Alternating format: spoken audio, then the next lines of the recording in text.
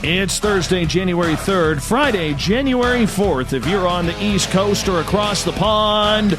And this, my friends, is Spaced Out Radio. Hope you had a great day and night. I am your host, Dave Scott, broadcasting to you live from the Great White North, on top of the snowy mountains of central British Columbia, right here at SOR headquarters. We welcome you nightly on the SOR Radio Network at Deep Talk Radio. If you want to check out our archives, they are all free for you at youtube.com/Spaced Out Radio. Just do old Davey the favor. Hit that subscribe button.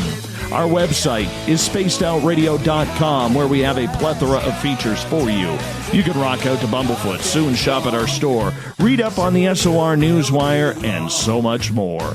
Tonight's show is brought to you by the YouTube channel Ensuho. Sebastian Martin brings high-quality messages to the masses. Head to our website, click on the Ensuho banner, and subscribe today.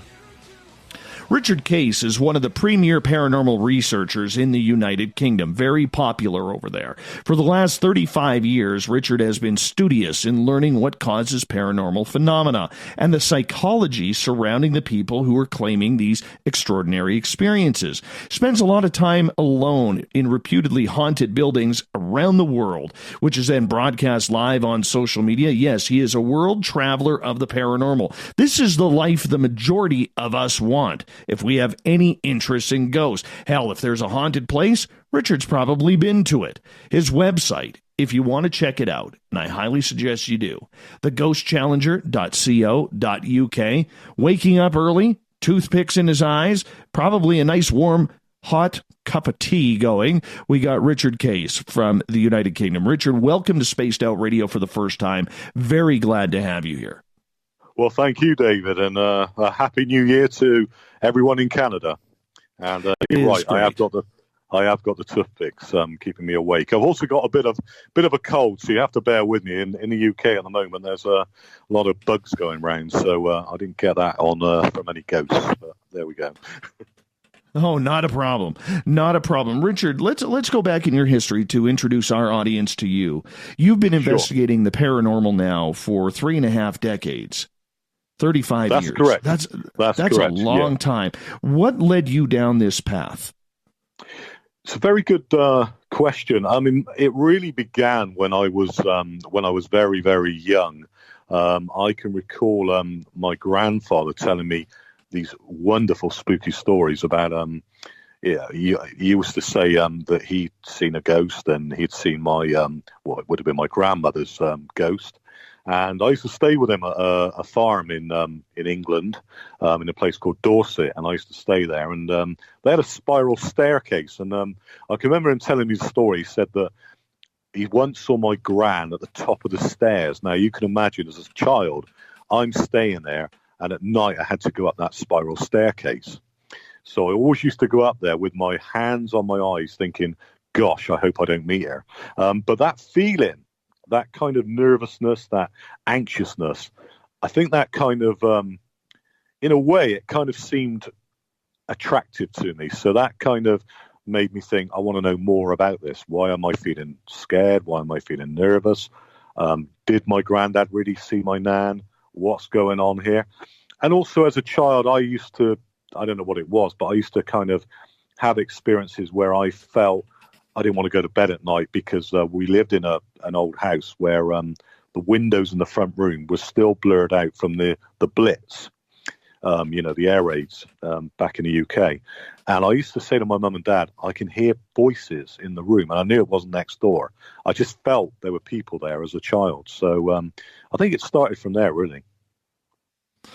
Did you ever think that maybe as a kid you had a little bit of an issue, a problem, maybe with your own mental focus, if you were hearing voices, if you were hearing things that shouldn't really have been there? Was your family concerned about you? Because for a lot of people, we come from narrow-minded families of parents and grandparents who really don't believe or do not put any attention into that type of phenomena, Richard.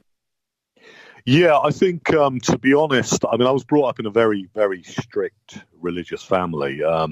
So they kind of just put it down to a child, a child's imagination. And I think I kind of didn't really have any kind of problem with it because I just felt it was kind of more my imagination as well. So really, I don't think there was any huge concern, because children hear and see things, often, and it's an interesting phenomena that I'm looking at the present time, is to see if the children are more open to these things, or is it just imagination. We're going to get down the psychology side of everything, because I think that's kind of important. But for you, on your own personal journey, when did you decide after this happened that this was something that you had to investigate a little bit more for your own personal satisfaction? I think it kind of began, I used to read a magazine as a teenager. I don't know if they got it over in Canada, but it's called The Unexplained. Very popular in the UK. And I was very interested in that. And I learned all about electric voice phenomena, EVP, where you get recordings of so-called spirits on recordings and that. And there used to be the old record then. It wasn't tapes or cassettes, so it used to be old, like a record that used to put on and play it, and you'd hear, some said it was Winston Churchill's voice, and I got interested in that, and I thought, I want to try this. So I had my old tape recorder, had it as a present as a young lad, and I went out and I tried getting recordings and that. I never really did, and then one day I did do one little I guess it was a kind of experiment. So it was always there in the background. I had a group of us, and I said to us, well, Elvis has died, and we were all, we were all sad. I loved Elvis, loved the music and that. And I said, why don't we all join hands and all that and see if we get anything? And I said, look, before we finish though, I don't know, I must have been thinking then as an investigator, let's write down what we see.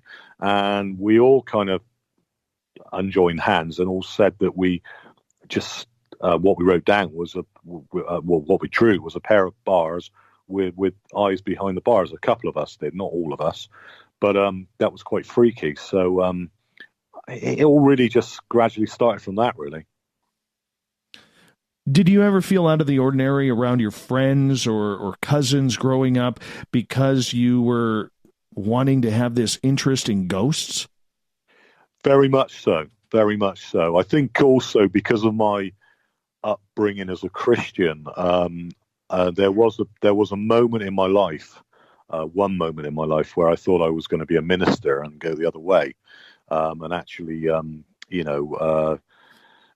bring people to God and do that. So I was always aware of the Christian aspect and not messing around with these kind of things and being careful and what the Christian look on these things. And I guess I was very much different. I think I was also very much, as a child, I was a bit of a performer.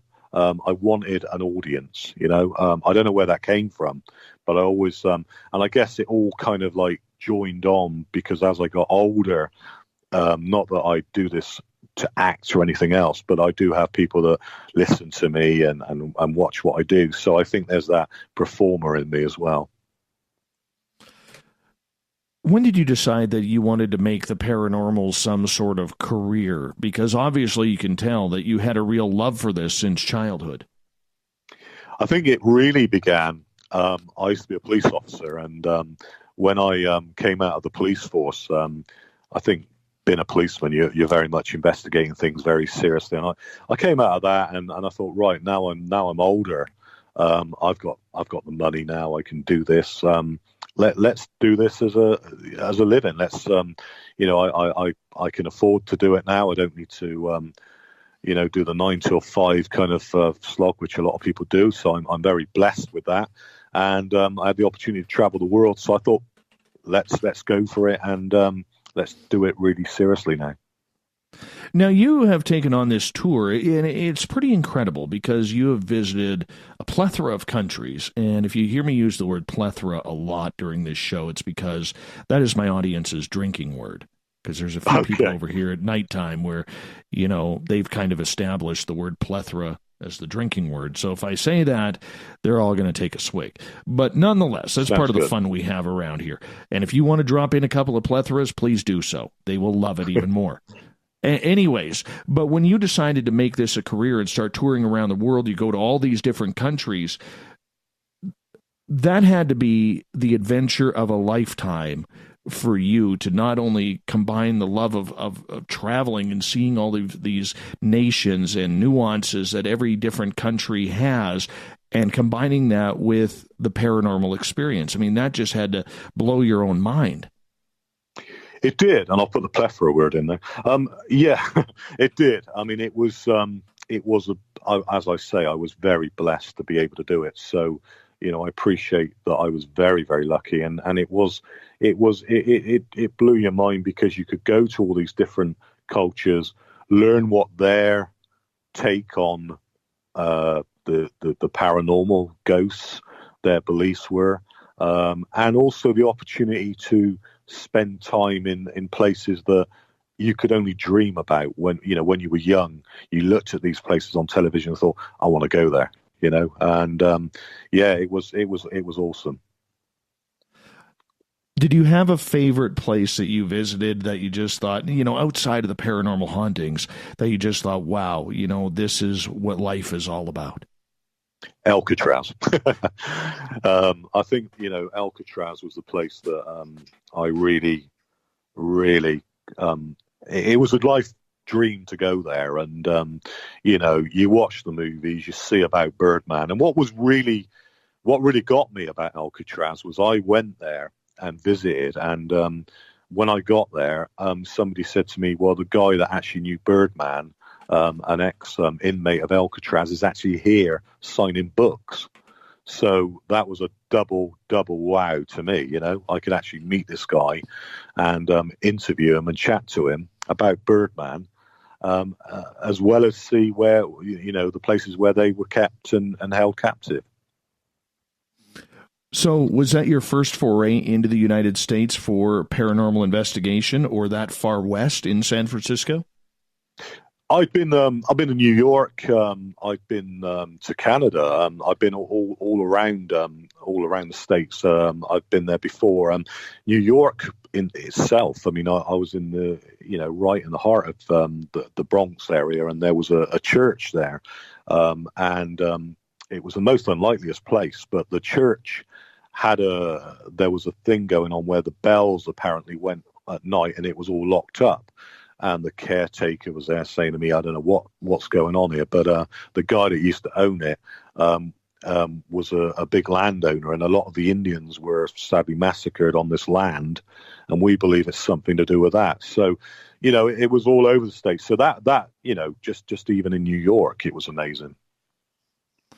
That had to be incredible.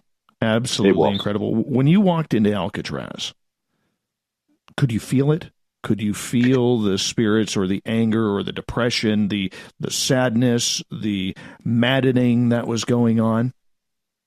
I think the moment I felt all that was the moment I took the boat journey over to Alcatraz. Even though you're on this boat and there's other people on that boat, you're going over there. And on that particular day, there was that mist almost that kind of added to it.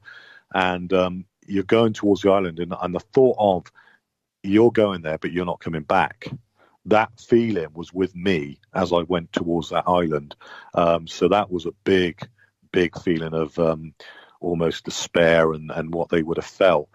And yeah, when you get there and you take the walk up up the hill up to Alcatraz, again you get that feeling. You can put yourself back in time and feel as they felt. When I went inside, they told me that a lot of the tourists do a lot of the other main cells, and they told me the block where I needed to go, and they said, go in one of those cells on your own and feel what you feel when you go in there. And you go in there, you put the cell door behind you, and immediately you feel the question is, I mean, I think I probably would feel quite foreboding in any prison if I was, suddenly going in there just experiencing it. But there was something special about Alcatraz, definitely. Were you allowed to investigate in there? I was allowed to do my because we had the headsets and the tourist speaker things, and they allowed me to go off do my little bit on my own and go in this one cell. So I was allowed to do, because what I do is I'm known as the Ghost Challenger, and often I'm left in areas on my own by myself, and that's something I do which is unique to other people. I just say, look, if this is haunted, leave me alone in this place, see what I feel or pick up, and people watch me. Now, with this particular one, I had limited time, but they did allow me to be, and I was allowed in this area, and I was on my own in that area. What'd you get? Well, I did. I mean, you probably know. I mean, I'm guessing the listeners know about EVP, electric voice phenomena.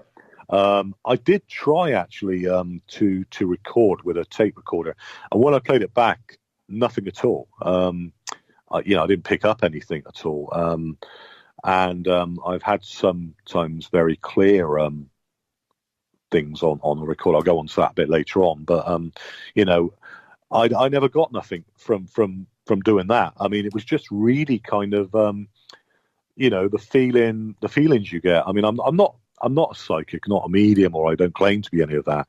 But some people have said to me, I think you're a sensitive. I think you pick up, you pick up the sensations and the feeling. And I say, well, yeah, I guess there is that, or it's because I've done this for so long that I'm beginning to open up to it, or I joke with them and say I'm going crazy, But no, I mean, I all I really got was feelings, but nothing. There was no noises, nothing. I mean, I did say, right, if anyone's, make a loud sound or noise. I mean, the problem with investigating is you've got what they call intelligent hauntings, and you've got what they call residual hauntings. And a residual haunting is like a recording in time. You see the ghost or spirit, and it won't interact with you. Often that people say about intelligent hauntings, like poltergeists, or where you can ask them to do something and they'll make a noise. So was there anything there at that time? Who knows? Is it indeed haunted? But I definitely felt the atmosphere. That has to be pretty incredible to have that sort of feeling, being on your own in one of those cells. What was that like being in there? I think it was, I think if you thought deeply about it, there is that kind of panic you get. I mean, I know as been on the other side, been a police officer and dealing with the cells, and I often used to do the rounds and talk to the prisoners in the when I was a police officer, and try and reassure some of the ones that had deep concerns about being incarcerated. So yeah, it's a real. It really is.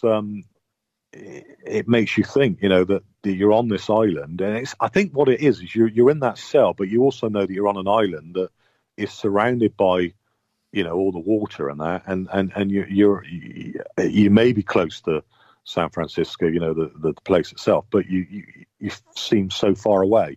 So yeah, it's quite intense. Do you think, going back in history, that the three escapees survived their escape from Alcatraz? Did you think about that when you were there? I did think. I don't know, myself from that. But I mean, I know I spoke to people about what happened, and there's different stories about that. But I think some people said that one of them drowned. I don't know the full history of that one, to be honest. Well, no worries. Yeah. But, you were known as, we only got about 3 minutes here before we got to go to break here. You were known as the Ghost Challenger. How did you get that nickname? Well, what it was, I started off with a group of people like everyone else does. I kind of thought, right, I'm going to get a group of people together.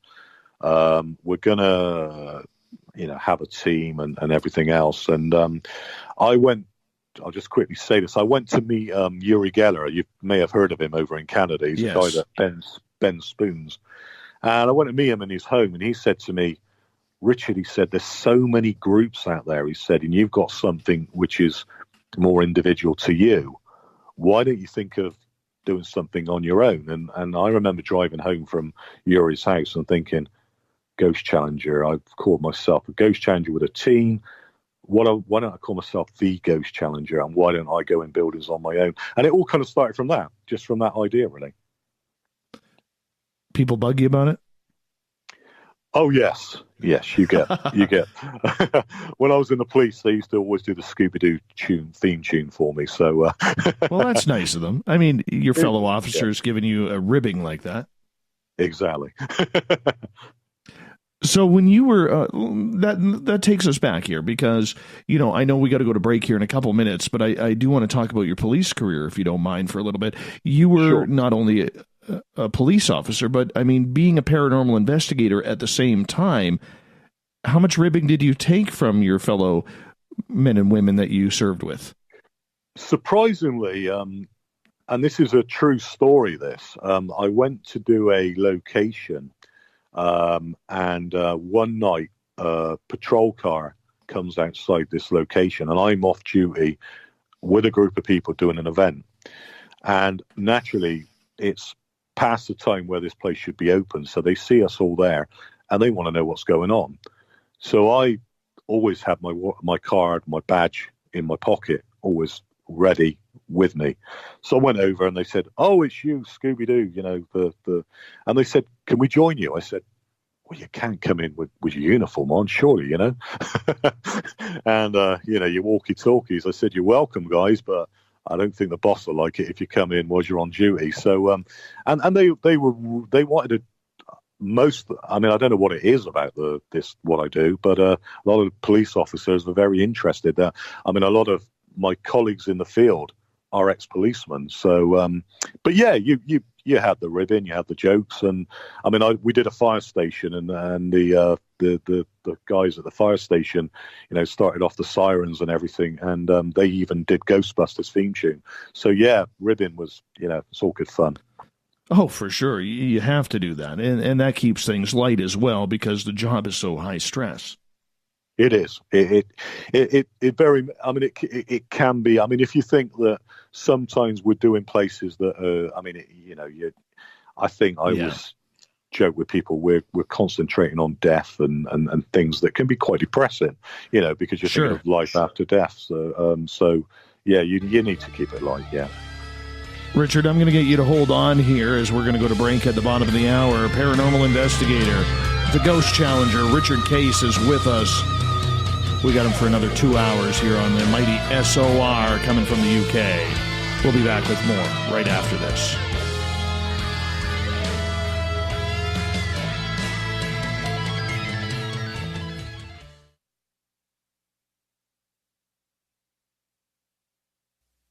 You're listening to Spaced Out Radio Live with Dave Scott on the Deep Talk Radio Network.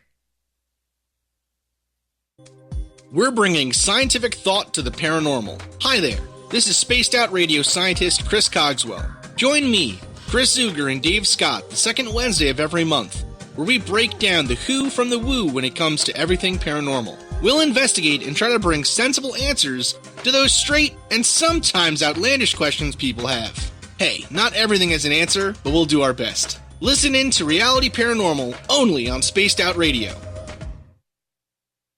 Hello, this is your guitar man, Ron Bumblefoot Thaw, and I have to tell you, I love the response I get for Little Brother is Watching from Spaced Out Radio fans. It's amazing how music can inspire and make people think deeper about what's going on in the supernatural world. You can head over to my website, bumblefoot.com, to check out my music, my guitar workshops, my touring, even check out some of the hot sauces that I'm working on. And make sure you keep on listening, because with Spaced Out Radio, you know Little Brother is watching. Hi there, this is Geraldine Orozco from San Francisco's Bay Area Meditation. I invite you to join me the first Tuesday of every month with Dave Scott for Spaced Out Radio's The Spiritual You. In this fast-paced world we live in, it's time for you to take some time for you. We'll cover every possible subject, from powerful meditation to healing techniques to your own intuition and spirituality. So come join us for The Spiritual You. You hear footsteps in the empty room above you. A rocking chair begins rocking by itself. Don't be afraid of the things that go bump in the night. Reach for Spirit's story box. The iPhone app the Huffington Post UK called the only ghost hunting app you will ever need. Spirit Storybox. The spirits are telling their stories. Are you listening? Visit purpleplates.com today. For over 40 years, the Purple Energy Plates have been delivering amazing results for their many customers. Inspired by the great genius Nikola Tesla, the harmony, healing, and energetic effects of the plates have proven over and over to be beneficial and often miraculous to thousands of customers. Check their site for daily specials and choose from their many energy products. You won't be sorry. Visit them today at purpleplates.com. A timepiece is a reflection of who you are, and what better way to show off the real you than with an Escape watch. Escape is a lifestyle brand accessorizing your days and nights. Choose to escape and create the life of discovery that you deserve. Dream, play, unite with your own personalized Escape watch. Head to escapewatches.com. There is no time like the present to enjoy your escape. Use promo code SMF2017 for your 20% discount today. So, you love talk radio? Then you'll love TalkStreamLive.com. TalkStream Live is always on, 24/7, with the best streaming talk shows. Find your favorite talkers and discover some new ones. It's free, readily available online or on mobile with any smartphone or tablet. Finding your favorite talk shows all in one place has gotten a whole lot easier. Just go to TalkStreamLive.com. Be sure to download the free apps from Google Play or the iTunes App Store. Looking for a place to advertise at a very reasonable cost? Look no further than Spaced Out Radio. SpacedOutRadio.com has an advertising tab that you can click to check out our daily, weekly, and monthly packages to play on the radio, or our website including social media. From commercial spots to banners, we have it all. Check out our competitive pricing today. Are you tired of being blocked, shadow banned, or placed in jail for simply posting your thoughts on social media? Social Media Freedom can take care of that for you. Social Media Freedom is the newest and one of the best free new apps that allows you the freedom to post what you want when you want. It takes seconds to download from your app store. Come join the tribe at Social Media Freedom. It's time to set yourself free. Did you know Spaced Out Radio runs 7 days a week? Hi there, this is Tessa Nicole Thomas, and I'm here to take you on a paranormal journey each Saturday and Sunday night. Why change the station when you have it all right here? Together, we'll hang out and share some strange and scary stories. And don't forget, we have Psychic Sundays as well, so come tune in Spaced Out Weekend. We get going at 9 p.m. Pacific, midnight Eastern, only at spacedoutradio.com, where we own the night. Coming soon to our website, spacedoutradio.com, is the SOR Space Travelers Club. For just $5 a month, you can get into a private area on our site where you can hang with other listeners in our chat room, post in our forum, and check out a bunch of exclusive content and store that won't be found anywhere else, including a nightly after-show party with Dave. It's going to be the best $5 a month you're going to spend. The SOR Space Travelers, only at spacedoutradio.com. Are you intrigued by Paranormal Talk Radio? You'll love the new Paranormal Radio app from TalkStream Live. You'll find a great selection of talk shows covering UFOs, ghosts, strange phenomena, and much more. Download the Paranormal Radio app now and start listening to the very best in paranormal talk entertainment, including the network you're listening to right now, the Paranormal Radio app, free in Google Play and the iOS App Store. You know, it's hard being the bad man of ufology, but that's just the way that I like it. This is Chris George Zuger, and I'll be hanging out with Dave Scott and SOR scientist Chris Cogswell for Reality Paranormal, the second Wednesday of every month. And our job is to break it down and come to conclusions as to what is really going on in the supernatural world. I'd love for you to join us right here on Spaced Out Radio. Heading to Vancouver and looking for a night on the town? The Moose Vancouver is the bar that never stops rocking until 2 a.m. every night. The Moose has great food with everything on the menu from $6.95 to $8.95. Fantastic, vibrant staff and rock and roll that will bring you back to when the music was real, the hair was long, and the guitars were rocking. Get your party on at the Moose Vancouver, the official party bar of Spaced Out Radio.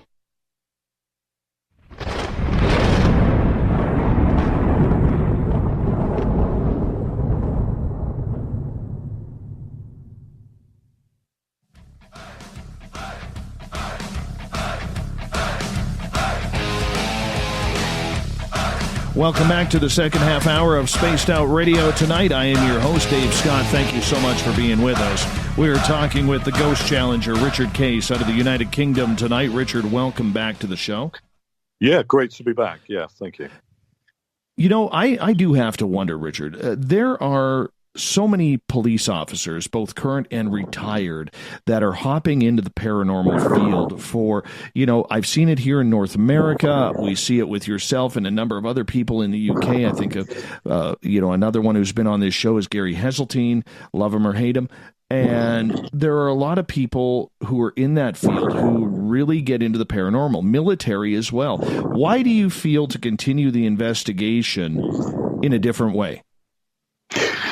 It's the thing with that is I have often asked that question myself. I do think. I mean, I had a guy that's ex-military because even though I do things on my own now and by myself, everybody has a team now and then. And when I take people out, I do have a group of people that I call them associates that help me out.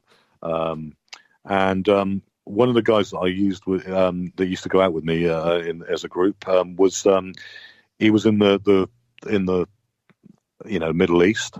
He'd been through conflict, and I sometimes question what their motives are, because I know with him it was quite difficult. He lost a lot of colleagues, and I wondered if he was looking for answers, if he was looking to find out if there is life after death, where I'm not like that. But I thought with some of them it can be that reason, and that concerns me sometimes, because we did have a medium that said, you must be going through a lot with what you went through, and I said to the medium, back off. The guy's been through enough.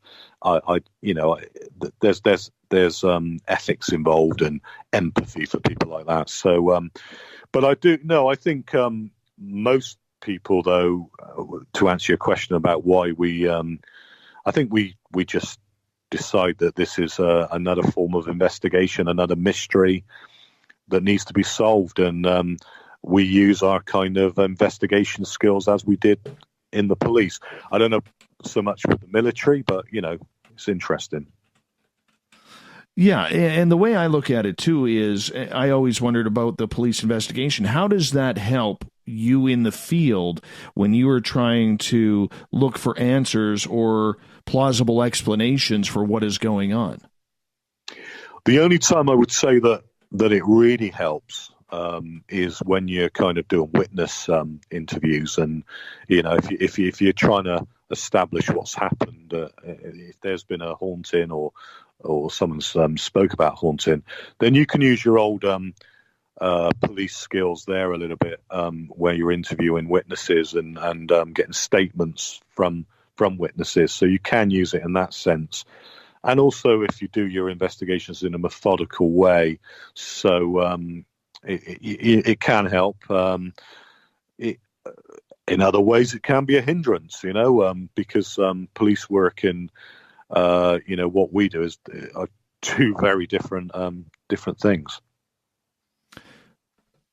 You would think, though, for the majority of us who have never been a police officer, that they would be actually kind of similar with the way you're trying to gather information and potential clues.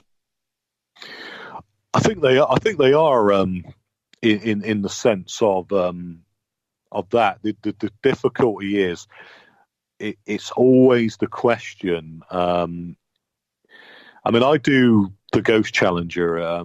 People look at that as a kind of. I always say to people, there's two kinds of things with me. I'm a researcher, And I also do the ghost challenge where I'm left on buildings completely by myself and people watch me. And nothing's made up. They watch me. But that's more kind of an entertainment side in a way, because it's entertaining for people to watch me and say, oh, I hope something happens to him. But then there's a serious investigator where I go out to locations. I have to seriously investigate places.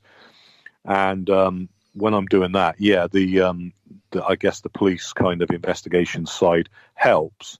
The thing I always say, though, is because we're investigating completely, if you're investigating a crime, a crime's happened, for definite this has happened. When you're investigating an alleged ghost or experience, I've still got that skeptic in me that's, is there life even after death still? I still ask those questions. I do challenge it. I do think, is this real? Is it, is this psychology with this person? So I guess the psychology side, that helps, yeah. Being a police officer, do you get scared? Because you're trained. You go through all of this type of scenarios. You've seen it all. You've seen some of the most horrific sights that very few of us have actually seen. And you gotta try and get that out of your mind. Do you get scared anymore when you're on investigation? I always think with investigation, when you're looking into the paranormal, I think you don't. I've never actually had a full apparition or a ghost come towards me, and I don't know how I'm going to react when I do. So I think, because it's something that is so extraordinary to all human beings. I mean, when you become a policeman, you or any, like even in the military, some of the things that you cope with or deal with in life, it's experience that makes you more able to deal with it next time. When it comes to the paranormal or ghosts and things like that, if you've not yet seen one, you still don't know how you're going to react, because it's so out of this world that it's going against everything that we know as people. So if you suddenly see an apparition walking towards you or with that head or something, you're thinking, well, this isn't the normal way of things, even though I'm meant to be investigating. So until I kind of really see something like that, I don't know how I'm going to react. So yeah, there is always that. When I do the challenge on my own and by myself, there is always a little bit of uneasiness of what I would be like if I saw something like that. When you were a police officer, did you have any paranormal type stories or happenings happen to you while on duty?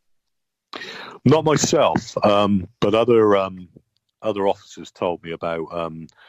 They went to areas or they've been places, and one patrol they said they saw this figure, and they first of all they thought it was somebody suspicious, and then they said the figure disappeared, so they'd actually witnessed. Another was a place in England called Chew Valley Lake, and it's a story about a girl that's seen walking around the lake area in a Victorian dress, and people have noted that they've seen her, and it was like a hologram figure. And one of the witnesses that I interviewed was a police officer, and he said, I was on duty that night. All I know is I didn't believe in any of this, but that particular night I saw what I saw, and it was like a hologram. He said it freaks me out to this day that I saw it. So again, that goes to the thing about policemen being freaked out, because he was quite freaked because it was unusual. But yeah, no. So there are other officers that have had experiences. Do you feel kind of shut out there? I do. I mean, it's very difficult. I mean, you go back to there was a famous poltergeist thing in England called Enfield, which has been on all the movies and that. And there was a policewoman that witnessed all the poltergeist activity in the home. And I've been doing this for the time I've been doing it, and people have told me they've got what they believe is poltergeist activity, and I've gone there, and I've not yet. Well, I have had this. I'll go on to that later. But in people's homes, when I did used to do that, I've not actually seen anything thrown, and this policewoman did. So, yeah, it would be great if I could experience what they've experienced. Why do you go into investigations alone? Why are you challenging yourself instead of going in with a team? The reason I do that is because I think I prefer the old way of. I'm a great fan of Harry Price, and there's a guy called Elliot O'Donnell who was known as the ghost hunter before Harry Price. Very famous people going back in the Victorian days, and they used to just go on their own, experience things, and write about it. And I prefer that kind of old-fashioned way of doing it. Before all the big TV shows were on, I've been doing this kind of thing, and I just decided that it was a little bit unique to have somebody on their own carrying a lantern, looking like something out of the Victorian days, and just a bit, going back to the original time, but people watching me do it. So whenever I do what I do, even because it's live, people are there watching me, so I never feel completely alone when I'm doing it, because they're my audience, and I always say they're my armchair investigators, because they may see things that I don't see when I've got the camera going. Obviously, there's an element of trust with me, because I don't make it. Often things don't happen because I never make things up. But no, I think just because it was unique to do it that way, I have done it with people. I have gone out with investigators, and I still do. But I do like the challenge. I do like I've done one recently, and I meet the people, get a bit of the history. That's all filmed and everything, and then I'm in there for a couple of hours, and it's just quite good fun. I guess that goes back to psychology. Remember when I said to you about going up the spiral staircase and feeling a little bit uneasy that I might see something at the top of the stairs? I suppose it does go back to a little bit of what we all have when we go on a roller coaster ride, the adrenaline going. So I guess it does go back to a lot of that. So, yeah. Do you find, though, that investigating on your own is easier because there is less chance of contamination of whatever potential evidence you find? Very much so, because when I do it when I do a proper serious investigation with a team, I ensure that it's all done. We ensure there's no contamination, everyone's accounted for, and everything else. But even then, there was always the risk of contamination. Mass hysteria is one thing that happens when you've got a group of people. I've done a location, and best will in the world, you've got a group of you. If one person experiences one thing, you end up all experiencing, something. And when you're on your own, it is easier to control. But the problem with that is you've only got yourself as the witness, and if you've got people watching you, then that does help. But they can only see certain areas around where you are. So there's an element of trust with them. But contamination, that does restrict that. You mentioned that you do everything online, so people are watching and comforting you. But at any time, at any point, what about your own safety?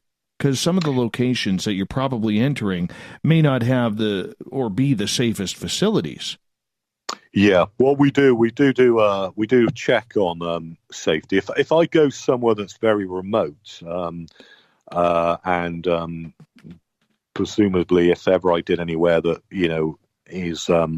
is ever a risk, it's at that time that I've got a team of people that I would have to have somebody nearby for safety. And when I've done the last location I did, I made it very clear to the people that were listening and watching that the lady in that location was going to come in and check, and they saw her check, and then she went again. So there is often a check to make sure I'm okay if it's a remote location.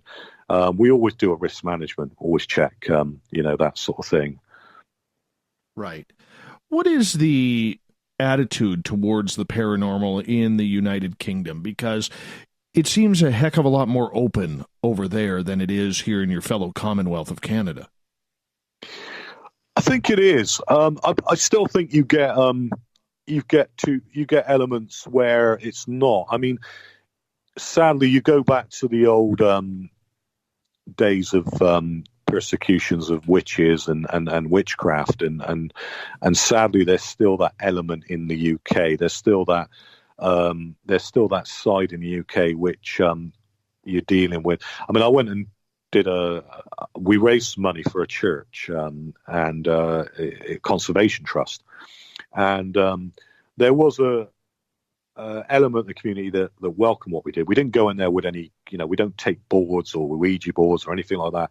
We just went there. I did the history of the place and talk about the history, talk about the hauntings. People sit there, see if they experience anything, and go. And it was all done with respect, that I make sure nobody goes out near the graveyard, stuff like that.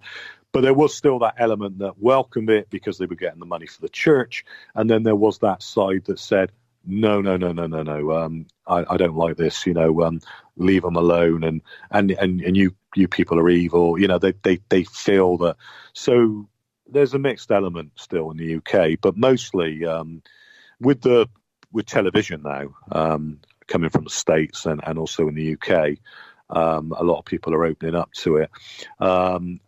There's a mixture of, we've got loads and loads of groups, and there's a mixture of. And the other problem you get is you get groups that are doing it professionally, and then you get other people that go out, best will in the world, like the old, like we were all teenagers once. We all thought, let's stay in an old spooky graveyard, and you do get those elements that let it down and cause people to worry about the respect and the ethics in that. So, yeah. Is it because of the history?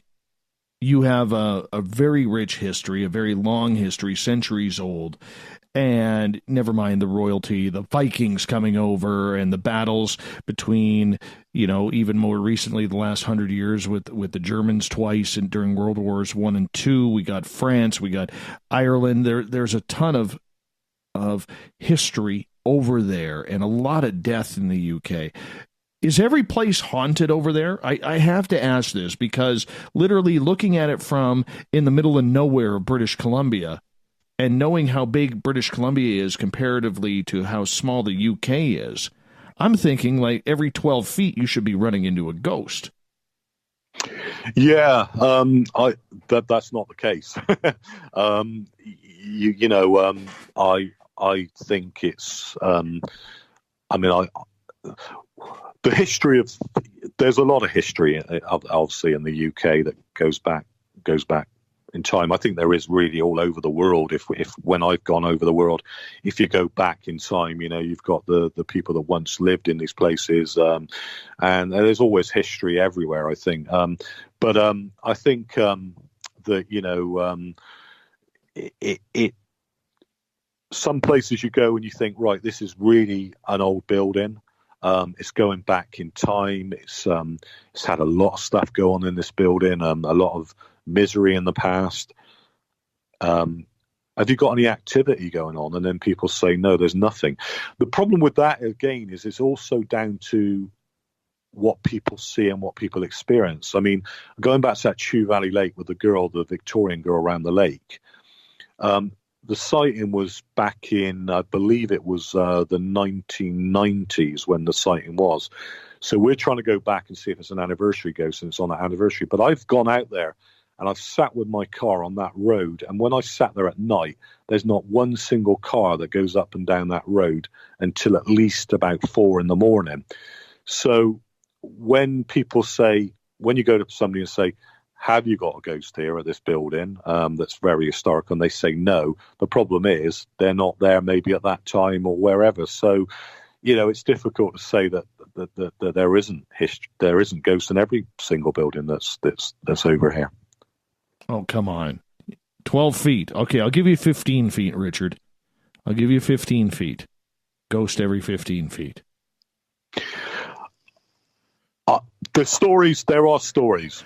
Yeah, definitely. Yeah. Yeah, I mean, I'm just teasing. I'm just teasing for sure in regards to that. But in regards to investigation then, how often are you actually out investigating? Is this a nightly thing, a weekly thing? Do you just pick a location and say, well, I guess that's my next area of travel, that's where we're going? With the Ghost Challenge, where I've done that is I've done we do what we call the Nightmare Before Christmas, where I'm left alone every Christmas. So every cold December, I'm sent to a lonely, haunted place. So that happens every year. The rest of the year, I'm getting back to it. I did take a little bit of a break from it, but I'm going to be bringing back the Ghost Challenge. I mean, it really depends if recently we had an apartment store in where I come from in Bristol in the United Kingdom, and we were told that there's a lot of activity going on, but they didn't want anyone to know about it, so we were doing it privately. So a lot of places were doing privately, and that we could be doing once a month. Interesting. We only got about 30 seconds here before we have to go to break. You sound like you're really having a lot of fun, man. It's like you did what you needed to do as a police officer, and now you're doing this full time. I mean, this has to be one of the greatest, retiree jobs or post-retirement jobs out there. You're really living the way you want to live.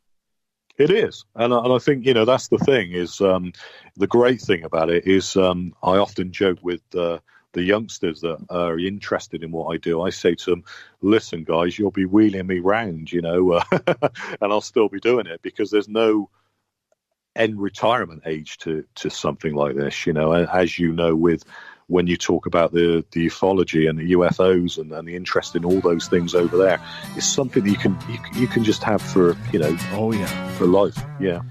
Oh yeah, Richard, I'm going to get you to hold on. We're going to skip out for a top of the hour break. The Ghost Challenger, Richard Case, all the way from the UK, joining us on Spaced Out Radio tonight. Hour number 2 coming up right after this.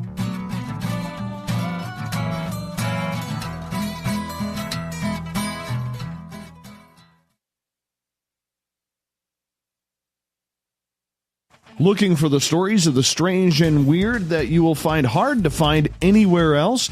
Check out the SOR Newswire on our website. Our writers, led by Captain Shirk, are scouring the world for the oddest and most bizarre stories we can find.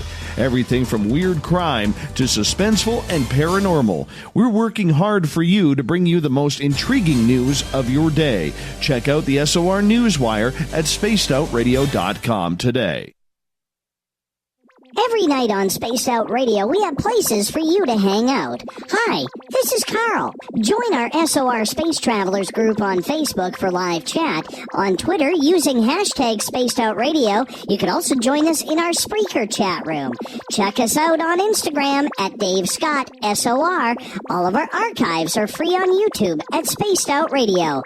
By the way, I'll be watching you at your window until you do. Bye! You're listening to Spaced Out Radio Live with Dave Scott on the Deep Talk Radio Network. So, you love talk radio? Then you'll love TalkStreamLive.com. TalkStream Live is always on, 24/7, with the best streaming talk shows. Find your favorite talkers and discover some new ones. It's free, readily available online or on mobile with any smartphone or tablet. Finding your favorite talk shows all in one place has gotten a whole lot easier. Just go to TalkStreamLive.com. Be sure to download the free apps from Google Play or the iTunes App Store. Get your horns up with me on Spaced Out Radio. This is Ron Bumblefoot Thal. Come tune in to SOR where you can hear me rock out with Little Brother Is Watching, the official theme song of Spaced Out Radio. And then come on over to bumblefoot.com where you can find out about my tour schedule, my music, and everything else. Bumblefoot.com keeps you up to date on what I'm doing and the best way to stay in touch with my music and music camps. Sign up for my newsletter at bumblefoot.com and remember, Little Brother Is Watching. Visit purpleplates.com today. For over 40 years, the Purple Energy Plates have been delivering amazing results for their many customers. Inspired by the great genius Nikola Tesla, the harmony, healing, and energetic effects of the plates have proven over and over to be beneficial and often miraculous to thousands of customers.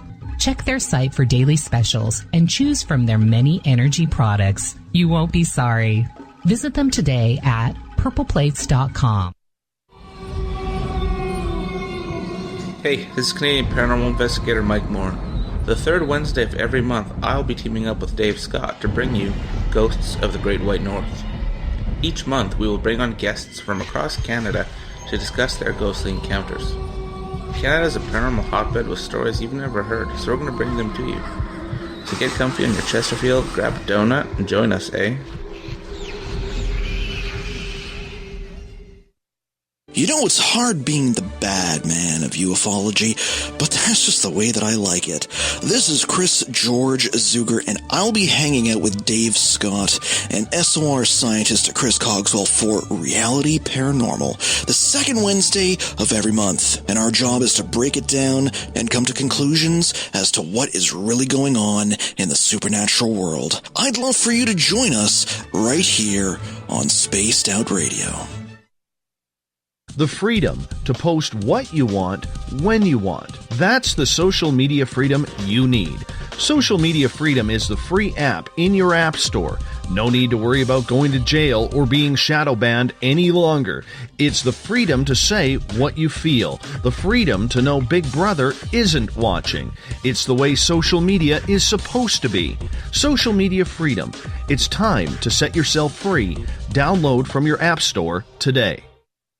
Do you want to know what's really going on in your world? Do you have questions about who you can trust in the mainstream media? Then look no further than the Rebel Planet. Come get the straight answers right here at spacedoutradio.com. Join me, Jamie Sexton, creator of Rebel Planet News, as I fill you in on the stories behind the stories. All you truth seekers, be sure to tune in to Rebel Planet on spacedoutradio.com the third Thursday of every month. Looking for a place to advertise at a very reasonable cost? Look no further than Spaced Out Radio. SpacedOutRadio.com has an advertising tab that you can click to check out our daily, weekly, and monthly packages to play on the radio, or our website including social media. From commercial spots to banners, we have it all. Check out our competitive pricing today. Find your escape where time has no limits. It's about living today and cherishing the heritage of yesterday. A spirit of adventure for what is new, with the nostalgia of the past. Your timepiece is a reflection of who you are. Life surrounded by beauty from the world around us to the soul within. EscapeWatches.com. There is no time like the present to enjoy your escape. Use promo code SMF2017 for your 20% discount today. You hear footsteps in the empty room above you. A rocking chair begins rocking by itself. Don't be afraid of the things that go bump in the night. Reach for Spirit Storybox, the iPhone app the Huffington Post UK called the only ghost hunting app you will ever need. Spirit Storybox. The spirits are telling their stories. Are you listening? The Call of the Wild is in Vancouver. The Moose Vancouver is one of the hottest bars and restaurants in the city. Open until 2 a.m. nightly, the Moose will rock you like a hurricane all night long. Great food with everything on the menu at $6.95 near the corner of Nelson and Granville. Get your horns up and come rock with us. The Moose Vancouver, the official rocking bar of Spaced Out Radio. We are getting ready to relaunch the SOR Space Travelers Club at spacedoutradio.com. For $5 a month, you can join us for a plethora of features found nowhere else. Hang out in a private chat room during the show and after party. You can check out some exclusive content and a store specifically for you, as well as a private listener forum where you can post your thoughts, stories, and pictures. The SOR Space Travelers Club, coming soon to spacedoutradio.com.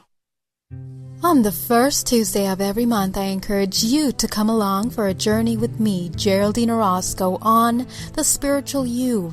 Together, we will take a look at how to access the highest expression of yourself and change your life. Consciousness, ET contact, health, and wellness, we can talk about it all. So come along for a spiritual ride with me, Geraldine Orozco, on The Spiritual You, only on Spaced Out Radio.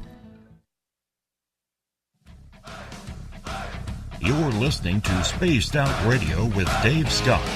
Follow Dave on Twitter at Spaced Out Radio and on Facebook, Spaced Out Radio Show.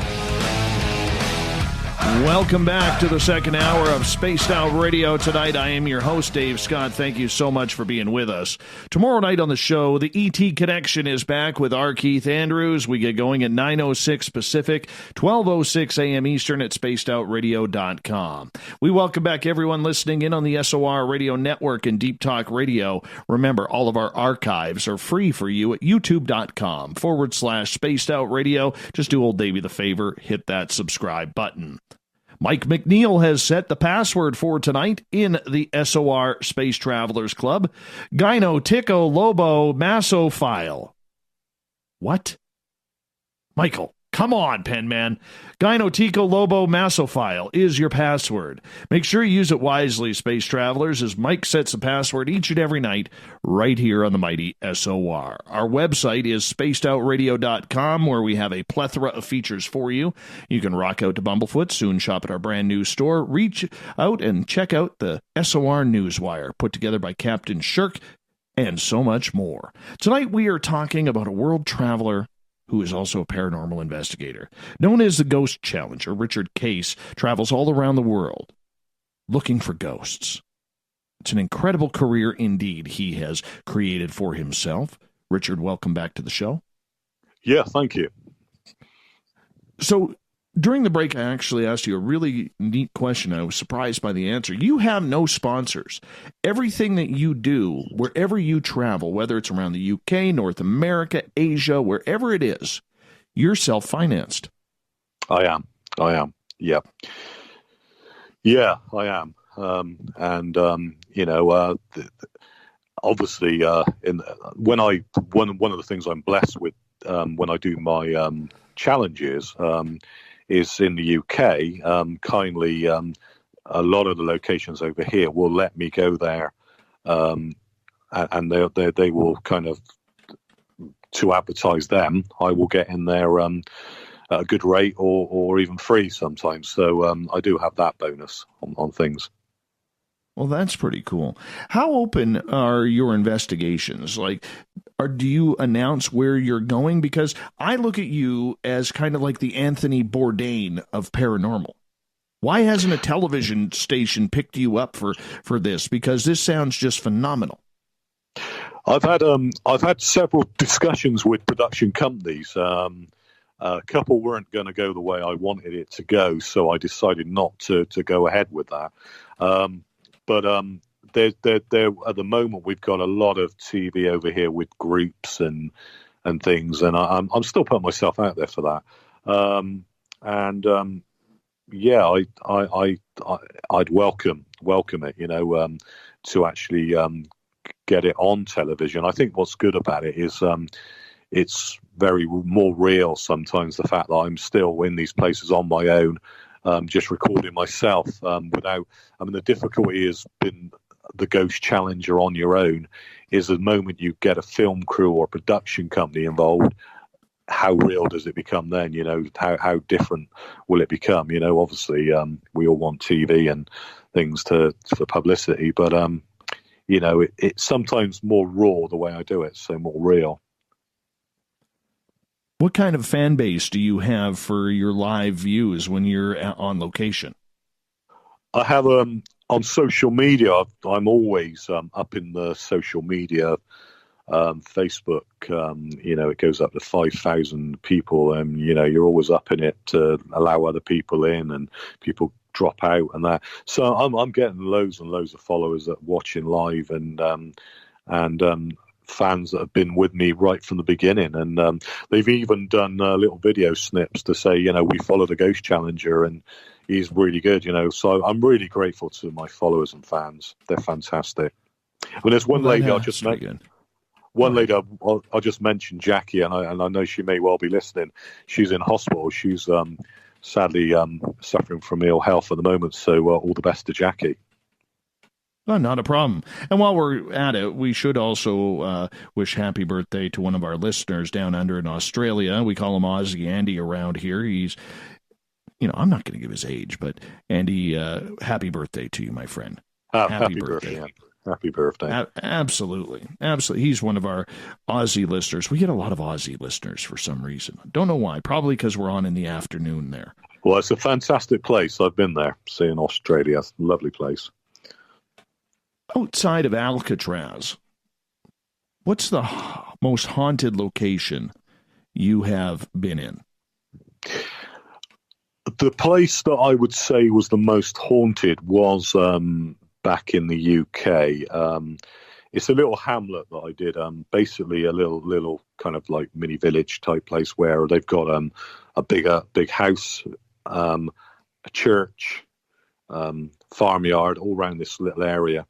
And there was a guy called he was the guy that was the vicar there was a bit of a character, and he got together what they call the abode of love, and he got together all these young women, and he got them to marry him and become his brides, and he said he'd come back as the second Messiah, and he's a real nasty character because he sadly raped one of the young girls in one of the churches, and he wasn't very nice. And the story is that he frequented this particular area, and that area was not known as a place where everyone visited. It was just a place that's quite quiet, and that place we had a lot going on. I can remember that was when I took a team in as well, and one of the guys said, he was setting up and suddenly the doors were rattling as if somebody was rattling the church doors, and he said, who's messing around? And there was nobody outside. I took people there to raise money. We've had things thrown, all sorts of things. When I say thrown, I mean allegedly thrown. I mean, I can't discount because we did have people there that nobody else did that, but pretty trusting it wasn't. So that's quite a freaky place. Definitely what I would call the most active of places that I've done. Do you have any memorable stories that have really stuck with you, either on an emotional level, personal level, or just weirded you out? Yeah, funnily enough, you do what I do, and nothing often happens unless you're when you go to a haunted location, we often joke nothing happens unless you start having a conversation with someone. The same with people don't see ghosts unless they work in the place and they're locking up at night. You go there with all the cameras, everything ready, and nothing happens. Well, on a personal note, I remember, and there's two occasions this on a personal note.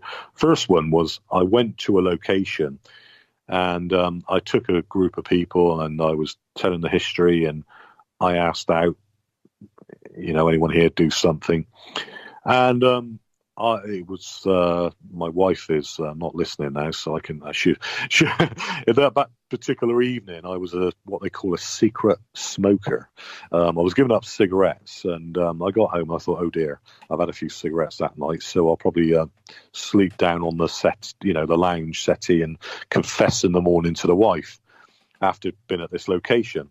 And I'm just settling down, and suddenly the light bulb in the lounge of the house, I hear it go bing across the floor, and it went with quite a force. And I joked and said, okay, I've been asking you all night at this location to do something, and now you're deciding to do something here in my home, that was quite freaky.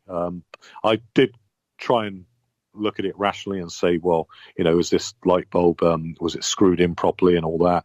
But yeah, it went with some force, so that was quite interesting. The other one was I lost my father-in-law I was very close to, and he never left a will, bless him, and we had to sort out everything because, you know, why pay solicitors for wills sometimes? You know, you can easily sort out in the UK, you can easily sort out with loved ones, you know, family. They can easily sort out afterwards. But we were sorting out, and it was a little bit of a thing, and I joked and said, I don't know, Ken, I'm trying to sort this out. I said, it's a nightmare, and, you know, suddenly my iPhone was ringing the local crematorium where, you know, sadly we'd taken him, and I looked and thought, well, is Siri working on my phone? Has it picked up crematorium or anything like that? And it hadn't. And I smiled to myself because I thought that's the sort of joke my stepfather would have said. Well, I don't know, but you're going to have to call the crematorium now because that's where I am. You know, he was that kind of character, and that's the sort of laugh he would have had. So, but those are personal things, and something that you can't. You know personally, but you can't ever give evidence about.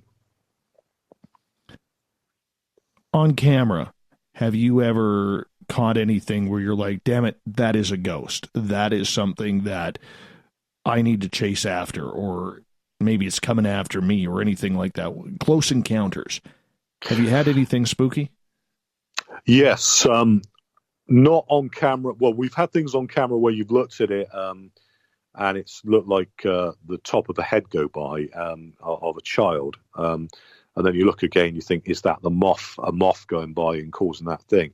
But the one thing I did have was an auditor. You know, it was actually a recording. I went to an old churchyard, and I said, when I was doing EVP, and I said, I come with respect, mean you no harm. And suddenly, as clear as day, you listen afterwards and you get, we know.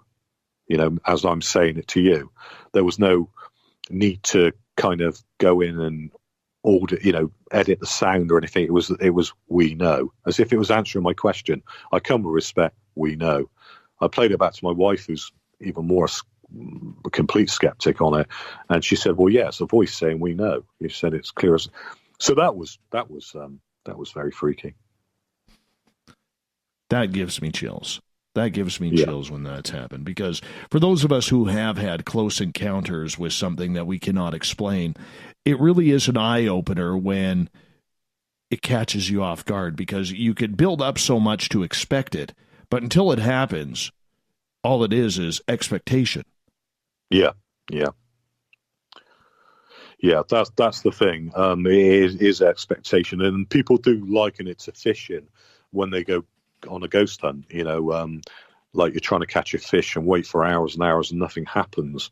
And, you know, but when it does, wow, you know, does it happen? I mean, you know, we've been to locations where we've heard, you know, a loud knock, as loud as day. I said, you know, if you really can make a sound.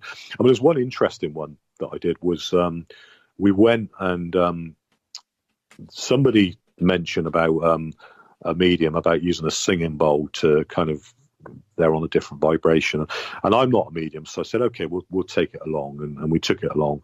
Well, it was left in this room all by itself, and this medium suddenly said, I feel like there's a girl here, and then suddenly it looked like she was actually channeling the girl.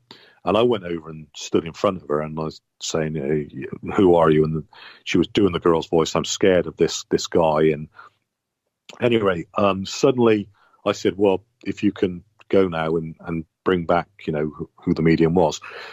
And as it was almost as if something left the body, and then the door next to her, because it's in a church again, opened as if it had left her, and she was nowhere near it. She couldn't use it with her foot. Had gone, and I thought, well, that was quite amazing. I said, well, okay, if that really was you, can you do something really amazing for me now?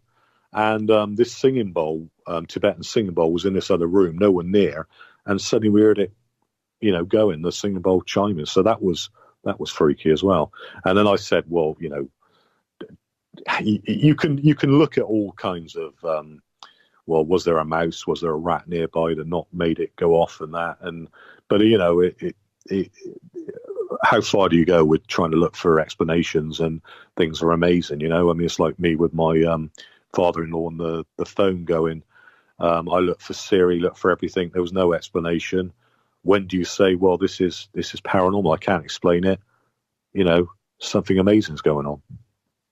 So to you, what is the definition of paranormal? The definition of paranormal is things that cannot be explained by everyday science, you know, that cannot, I mean, for example, if I suddenly sprouted wings now and flew around the living room that I'm in, that would technically be paranormal because it can't be explained by science. So it doesn't have to be ghosts. It can be anything that can't be explained. UFOs come into paranormal. The thing about UFOs is, we're still kind of, I mean, I think there probably is something definitely out there because of, the solar system and life. So it's a little bit more acceptable, I think, than when you say about, do we go on after death? But yeah, paranormal is something that cannot be explained by everyday science. Do you feel that in your investigation that you have drawn any closer to any sort of solution as to what there is really going on? No, and I don't think I personally don't believe anyone will. I think it's something that will always remain a mystery to us. We won't know until we go into either oblivion or whatever happens. I think there's lots and lots of interesting, serious investigation going on at the moment about near death and deathbed visitation. That's an interesting one as well, where people sadly are dying and they look up and see a relative. There's a lot of interesting stuff going on with EVP at the moment. Annabelle Cardozo, I believe it is. She's in Portugal. I'm going to be visiting her. She's doing some really great stuff and coming up with voices on recordings. And they're saying that they're communicating with us, but it's almost like a radio channel from the other side, and they call it Time Stream. Now that sounds incredible, but they call their place Time Stream, which is on the other side, and they use that to communicate with us. And so that's interesting. I mean, that's something she's looking into.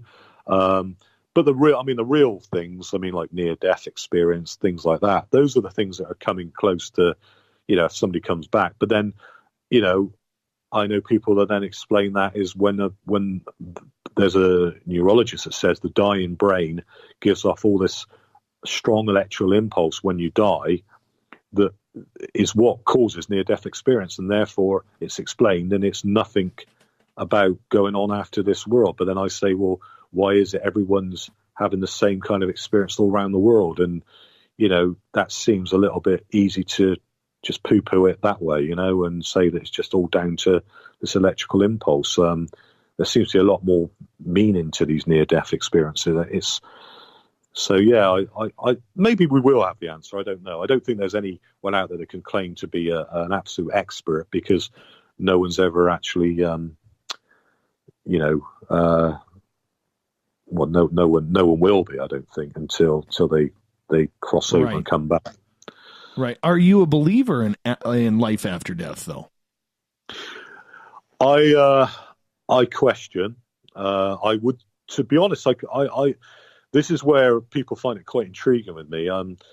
Because I was brought up in a very serious religious movement. I started off being somebody that wanted to kind of say that a lot of all these things are really in our mind, and it's psychology, and that really and truthfully there isn't such a thing as life after death and things. Then I had the experience like I did with my stepfather and other personal things. I think, well, I can't explain that. So I would say, as if I'm a believer, I've got a big question mark at the moment. So I'm not one way or the other. Is it hope? Hope that there is? Deep down, I think we all is. want to know that. We all want to know that $1 million question. I think definitely. I think we all I think we all want to hope there is, because, you know, the thing is, when Charles Darwin proved evolution, and it wasn't taken very well, because you know, that kind of made people feel, you know, I mean, science is a beautiful thing in itself, and I guess you know, we all kind of don't like the thought that this is it, and that's that. I personally think that if that is it, then make the most of every day that we've got in this world anyway, you know, and enjoy it, and make the most of every moment we've got, and we're privileged to be alive. So I think the world is still beautiful without that kind of necessarily. And I believe that even if there isn't anything, at least we'll all be in the same state and all together, and in that, you know, in that long sleep together. But yeah, I think we hope, yeah, definitely. We got about 2 minutes before we got to go to break here. I know there are some audience questions building up in the chat room. I'm going to hold off on our audience questions until we come back from break. But in regards to what you believe and what you were searching for, what is the goal then for you, Richard? I think it's the goal for me is to actually experience and record something that is definite. I mean, I would like to come up with something. I would like to record a full-blown apparition like every investigator does. I do think, though, that we have had those evidences. There's been a lot of things on TV that have shown a full-blown apparition walk in. It's been on the news, and people have straight away debunk it, because that's what will always happen. You know, they'll always say, well, you could have done this, you could have done that, even if it is genuine, you know. But I think, yeah, my ultimate goal is to carry on what I'm doing, and hopefully to bring some real evidence to people. When you say real evidence, what is your definition of that? Because so many paranormal investigators seem to have a different outlook on what evidence is. Yeah. I think real evidence, I mean, it's difficult, isn't it? I mean, if I would like to record a ghost, you know, a full apparition. For instance, this child that goes around Chew Valley Lake, I would love, back in the UK, I'd love to have that on a recording of the apparition, and like the hologram, and show it to people and give evidence that that's not tampered with and that's real. So to me, that would be pretty convincing evidence then. I mean, I've done it with my EVP with We Know, but at the time I didn't have any witnesses nearby to collaborate that I am, you know, and, you know, other people could look into it and see that I am tampered with it and that. So, but yeah, I think to have that recording of that hologram of that girl would be pretty good. I don't blame you. Don't blame you at all. Richard, I want you to get comfy for a few minutes, as we are going to go to break here at the bottom of the hour. We're past the halfway point of Spaced Out Radio tonight. Second half of the show with Richard Case as our guest, coming up next.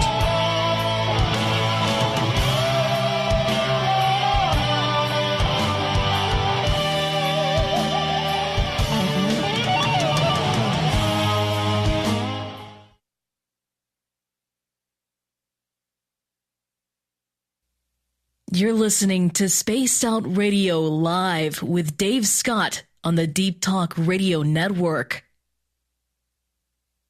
Are you intrigued by Paranormal Talk Radio? You'll love the new Paranormal Radio app from TalkStream Live.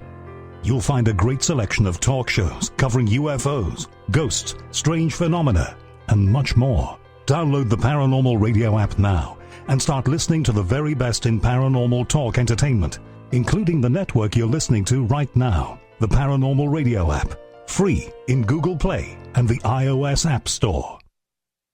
Did you know Spaced Out Radio runs 7 days a week? Hi there, this is Tessa Nicole Thomas, and I'm here to take you on a paranormal journey each Saturday and Sunday night. Why change the station when you have it all right here?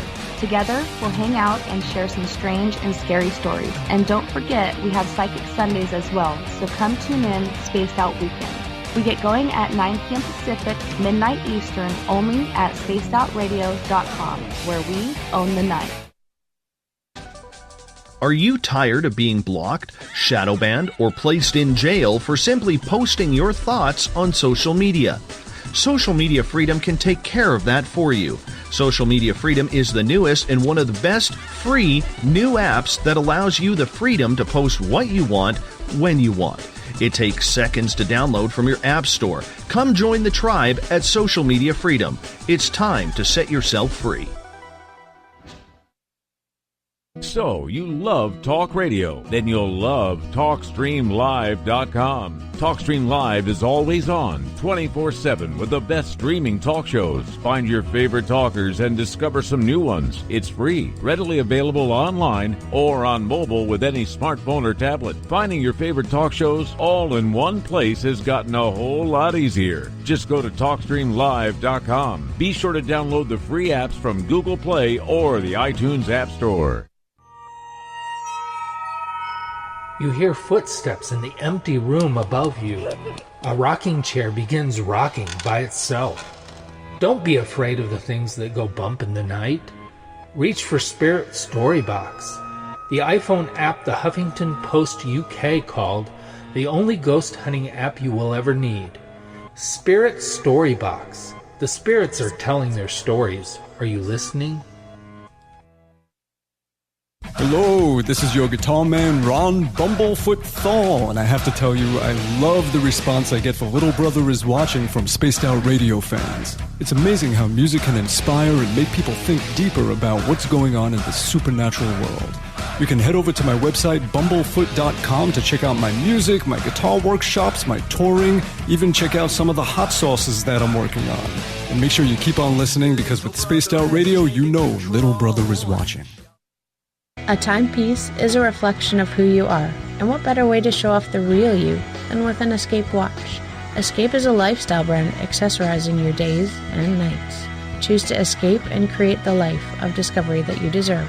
Dream, play, unite with your own personalized Escape watch. Head to escapewatches.com. There is no time like the present to enjoy your escape. Use promo code SMF2017 for your 20% discount today. Hi there, this is Geraldine Orozco from San Francisco's Bay Area Meditation. I invite you to join me the first Tuesday of every month with Dave Scott for Spaced Out Radio's The Spiritual You. In this fast-paced world we live in, it's time for you to take some time for you. We'll cover every possible subject, from powerful meditation to healing techniques to your own intuition and spirituality. So come join us for The Spiritual You. You know, it's hard being the bad man of ufology, but that's just the way that I like it. This is Chris George Zuger, and I'll be hanging out with Dave Scott and SOR scientist Chris Cogswell for Reality Paranormal, the second Wednesday of every month. And our job is to break it down and come to conclusions as to what is really going on in the supernatural world. I'd love for you to join us right here on Spaced Out Radio. We're bringing scientific thought to the paranormal. Hi there, this is Spaced Out Radio scientist Chris Cogswell. Join me, Chris Zuger, and Dave Scott the second Wednesday of every month, where we break down the who from the woo when it comes to everything paranormal. We'll investigate and try to bring sensible answers to those straight and sometimes outlandish questions people have. Hey, not everything has an answer, but we'll do our best. Listen in to Reality Paranormal only on Spaced Out Radio. Looking for a place to advertise at a very reasonable cost? Look no further than Spaced Out Radio. SpacedOutRadio.com has an advertising tab that you can click to check out our daily, weekly, and monthly packages to play on the radio, or our website including social media. From commercial spots to banners, we have it all. Check out our competitive pricing today. Coming soon to our website, spacedoutradio.com, is the SOR Space Travelers Club. For just $5 a month, you can get into a private area on our site where you can hang with other listeners in our chat room, post in our forum, and check out a bunch of exclusive content and store that won't be found anywhere else, including a nightly after-show party with Dave. It's going to be the best $5 a month you're going to spend. The SOR Space Travelers, only at spacedoutradio.com. Heading to Vancouver and looking for a night on the town? The Moose Vancouver is the bar that never stops rocking until 2 a.m. every night. The Moose has great food with everything on the menu from $6.95 to $8.95. Fantastic, vibrant staff and rock and roll that will bring you back to when the music was real, the hair was long, and the guitars were rocking. Get your party on at the Moose Vancouver, the official party bar of Spaced Out Radio.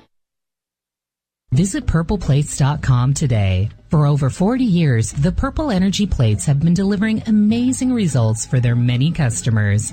Inspired by the great genius Nikola Tesla, the harmony, healing, and energetic effects of the plates have proven over and over to be beneficial and often miraculous to thousands of customers.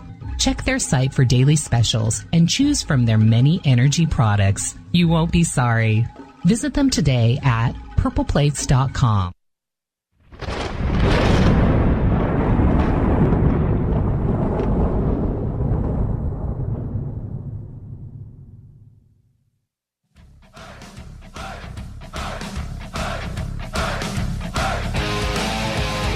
We've passed the halfway point on Spaced Out Radio tonight. It's all paranormal all night.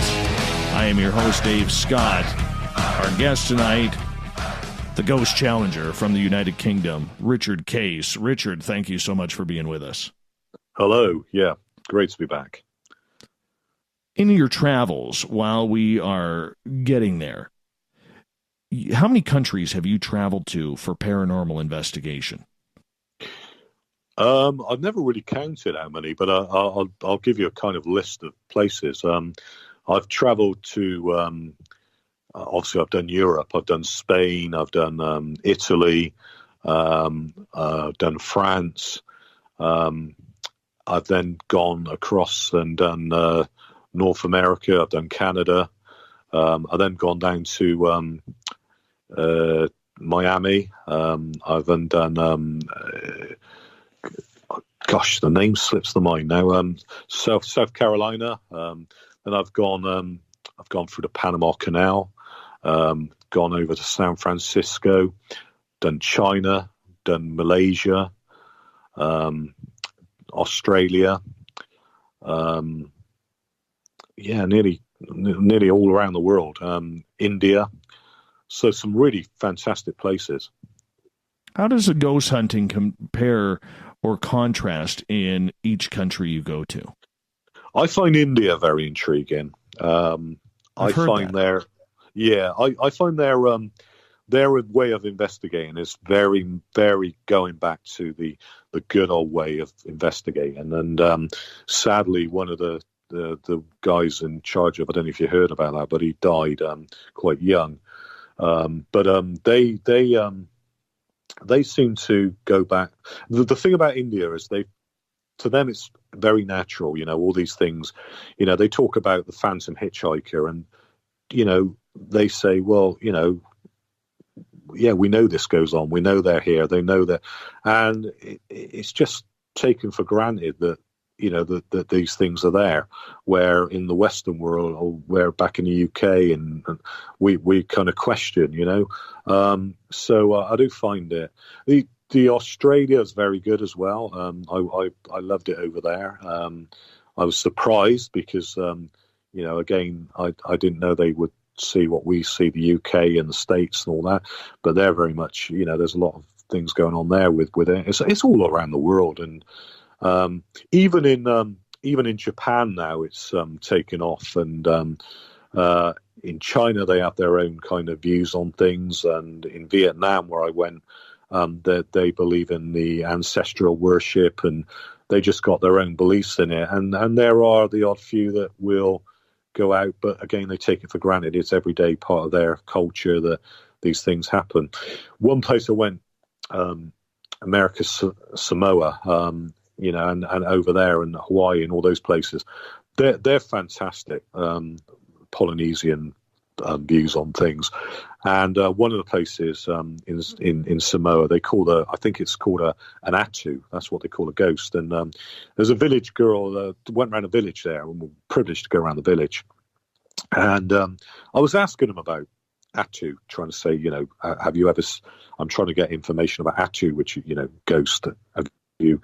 And the tragic, well, not tragic, but I mean, sometimes it's a little bit sad when you see what's happened to these countries where our religions have gone there and taken away their culture and their beliefs. I mean, having said that, I'm not knocking any kind of religion, because sometimes religion's done good to those countries and they helped out. But their belief was, no, we're Catholic. We don't talk about ghosts and that. And it was sad, because then you had to get behind the scenes and look at what they really believed. And this girl called me over and said, actually, she said, we still believe in the atu. We just don't talk about it a lot. And I saw an apparition. I was in my village, and outside her, well, what can you call it? Little bamboo hut. She saw this apparition, and she told me about it. So that was fascinating.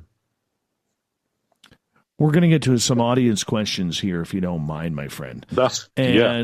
First one comes from Corrine, and she is asking, have you ever seen the photo of the hands on the staircase in the United Kingdom? And do you believe, if you have, that is one of the best paranormal photos ever? Well, firstly, Corrine, thank you for taking the time to ask me the question. I'm going to be completely honest with you, Corrine, and I've not seen that photo, and I know it's a well-known photo. The hands on that, no, I've not seen that one, so difficult for me to comment on that. I mean, I've seen the one where the apparition goes up the stairs, and that famous one. And again, photographs. I always personally believe, if I see a photo of any ghost or anything that's haunted, even going back in time, I'd like to personally be there and know how it was taken, or see the negatives, and know that it's not been tampered with in any way. Yeah, I'm looking at the photo right now. That is kind of eerie. I don't know if that's real or not, but man, is that eerie. That is just strange. Let's get to another question. Yeah. Go ahead. No, I'm going to have to look at that, definitely, yeah. Sharon in Arkansas is asking, have you ever investigated Arthur Findlay College to do a ghost hunt? Sharon, thanks for the question. No, I've not done that one. So that's can you say that name again of that place? I'm just going to write it down, actually. Arthur Findlay, Findlay College. Yeah, I've heard of that one, but I've not yet done that one. But I've put that on my list now, so that's one I'm going to have to get knocked off on my list. But thanks for that. Yeah, not a problem. Sharon is also asking in a follow-up question, what do you use for equipment on a ghost hunt? That's a very, very good question. I personally, when I do the Ghost Challenge, don't take much equipment with me at all. I only use the old voice recorder and camera. I am very, very skeptical about all the gadgets that are used on television. There's no evidence that any of those things actually can prove the existence of ghosts. There's things called EMF readers where electromagnetic fields can be read. Again, they are good for some. I mean, they don't always. You've got to get a really expensive one to really to really measure it properly. And there are theories that it can be affected by someone moving near to it, or it can cause some people to see ghosts or experience ghosts through temporal lobe epilepsy, where they affect the brain. So those things are useful, but a lot of the gadgets, we don't know what ghosts are made of, so it's very difficult for us to say 100% that any of those a lot of those gadgets are any good. Do you believe that the paranormal field is getting a little too technical? I think television, people believe to become a paranormal investigator. I mean, a lot of groups are out there now, and I've tested it. Somebody said to me, I know everything about ghost hunting, I know everything about the paranormal. You don't need to tell me anything. I watch it on Ghost Hunters on TV. And I say, well, unfortunately, great as these programs are, and there's not knocking those programs because there's room for everything in the field. That you're not going to learn from that. There's so much more to learn from, and they see these gadgets used, and I guess they look sexy, don't they, on TV, if that's the phrase, and they look good, and but yeah, it's sometimes getting a bit too technical, I think. And what end do you think? Well, what is in your opinion, after 35 years of investigation?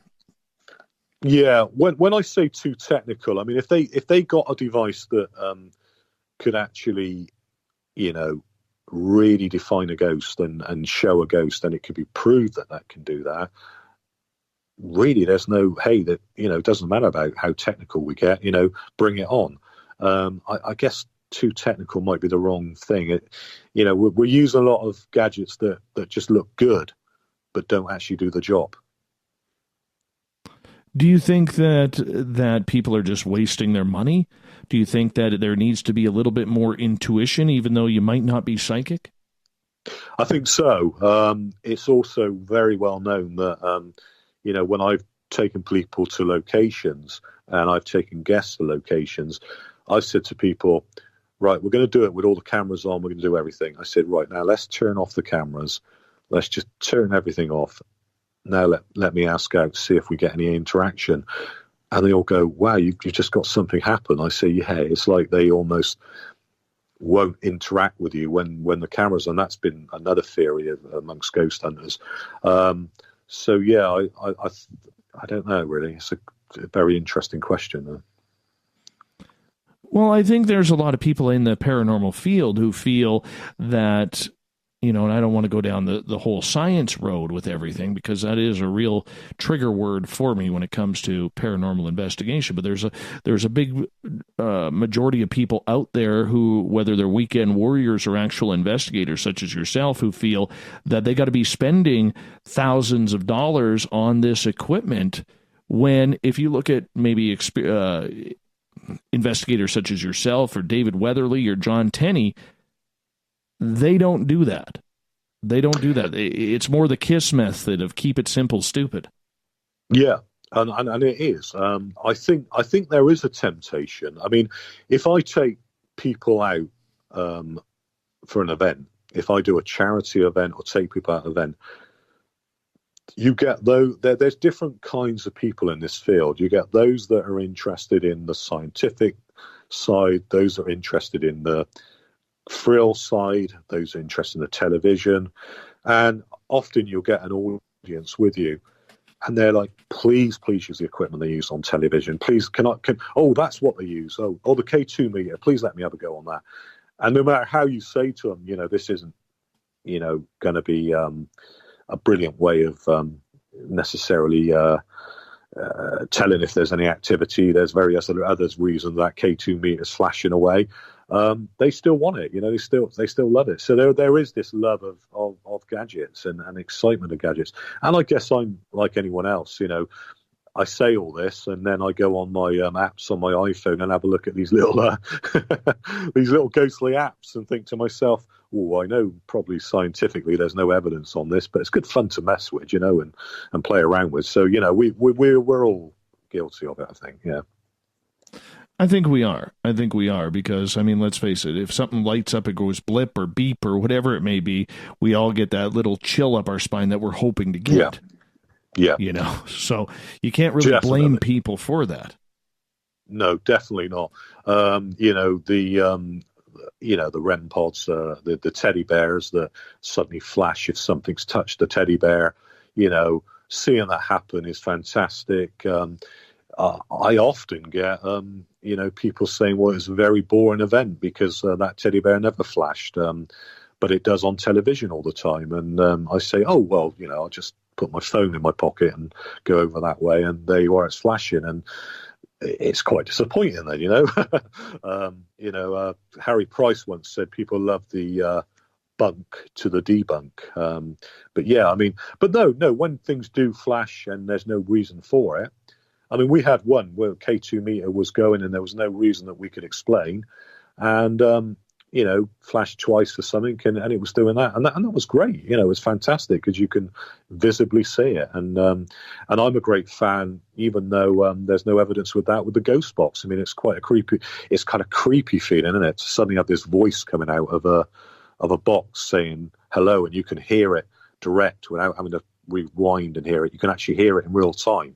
I mean, that's quite creepy, quite freaky, even though that it's sweeping a load of radio stations and it's probably just the DJ voice and you only get one voice. But sometimes it can be quite freaky, and like everyone, we enjoy that.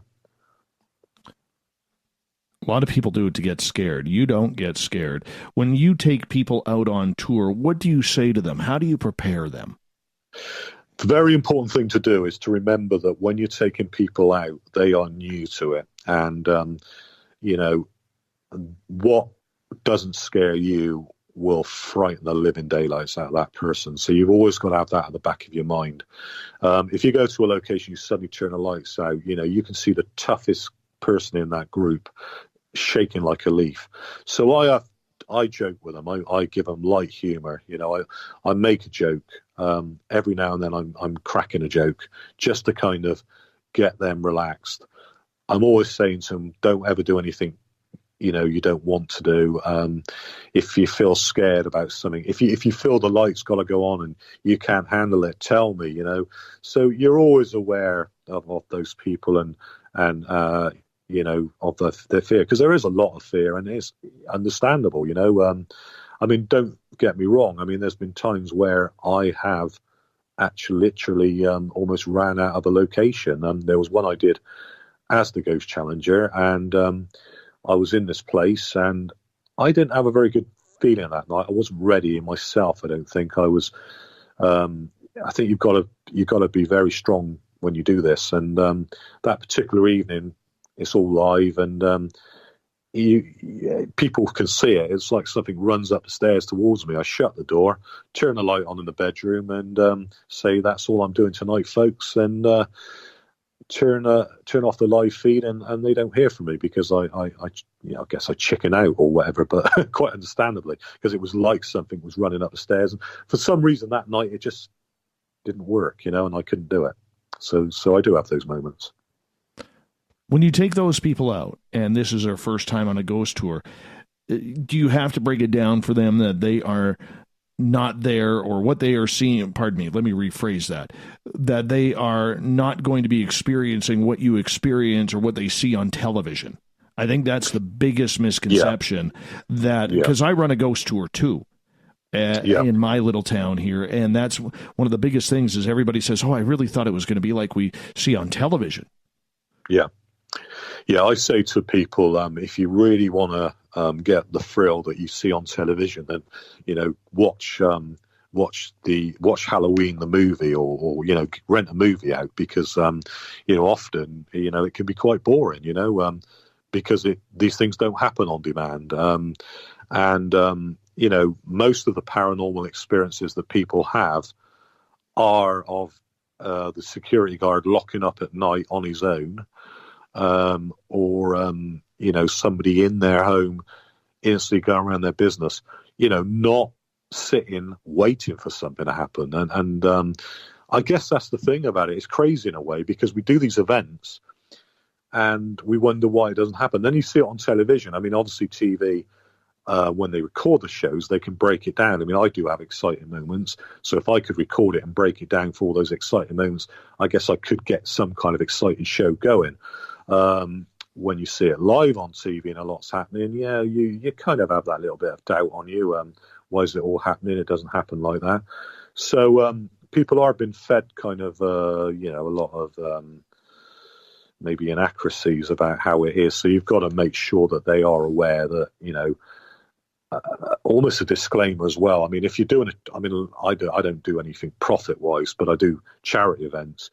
So I always give that little talk beforehand saying, you know, please understand that these things don't happen on demand, and you could be there and it could be just creaky floorboards that you're chatting to. Oh, creaky floorboards! Come on, it's never that. It's always ghosts or aliens, my friend.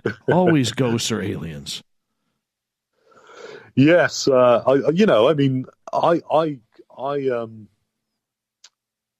have had a location where,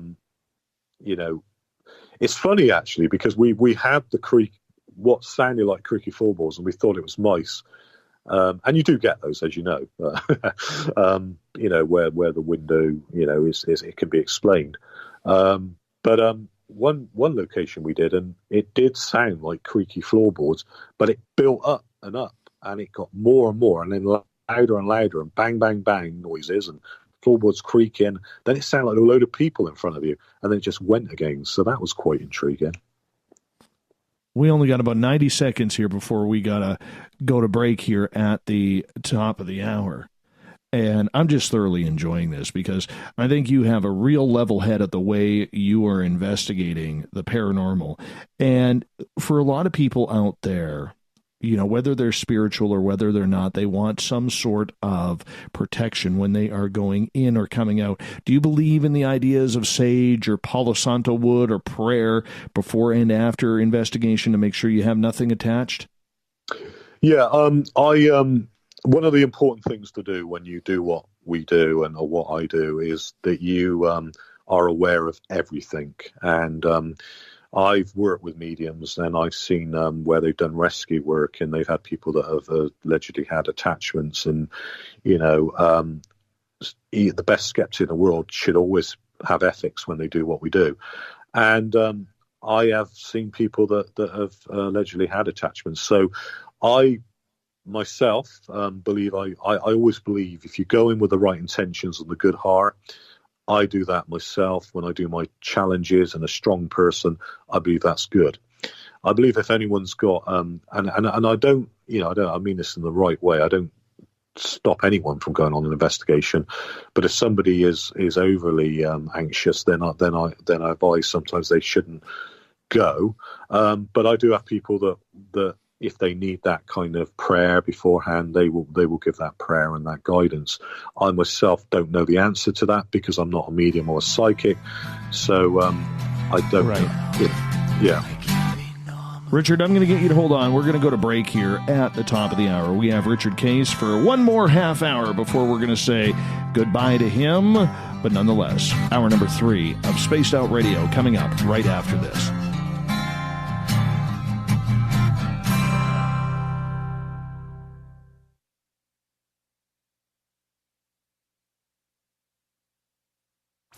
Come hang out with Spaced Out Radio, where we own the night. This is Carl. You can follow Dave on Twitter at Spaced Out Radio, and during the show, use the hashtag Spaced Out Radio to chat with us live.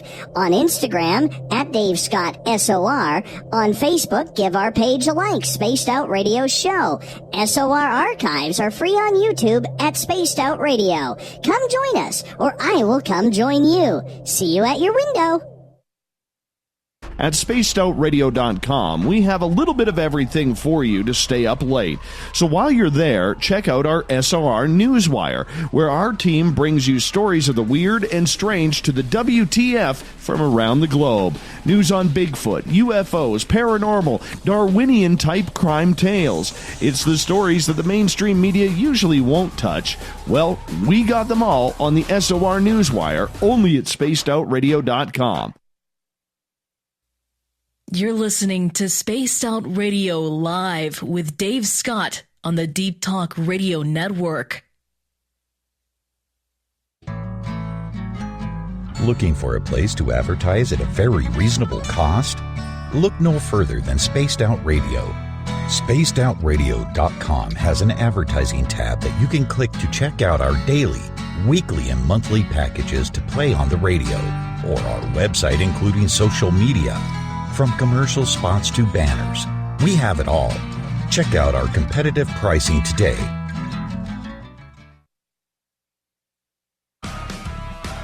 Get your horns up with me on Spaced Out Radio. This is Ron Bumblefoot Thal. Come tune in to SOR where you can hear me rock out with Little Brother is Watching, the official theme song of Spaced Out Radio. And then come on over to bumblefoot.com where you can find out about my tour schedule, my music, and everything else. Bumblefoot.com keeps you up to date on what I'm doing and the best way to stay in touch with my music and music camps. Sign up for my newsletter at bumblefoot.com and remember, Little Brother is Watching. Hey, this is Canadian Paranormal Investigator Mike Moore. The third Wednesday of every month, I'll be teaming up with Dave Scott to bring you Ghosts of the Great White North. Each month, we will bring on guests from across Canada to discuss their ghostly encounters. Canada is a paranormal hotbed with stories you've never heard, so we're going to bring them to you. So get comfy on your Chesterfield, grab a donut, and join us, eh?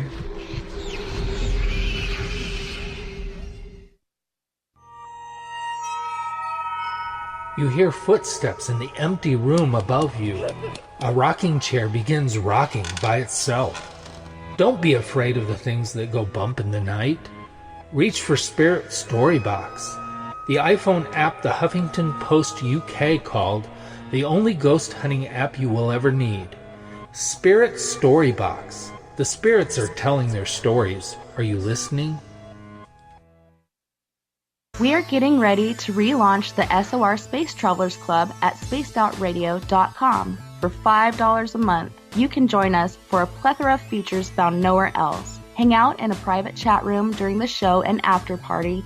You can check out some exclusive content and a store specifically for you, as well as a private listener forum where you can post your thoughts, stories, and pictures. The SOR Space Travelers Club, coming soon to spacedoutradio.com.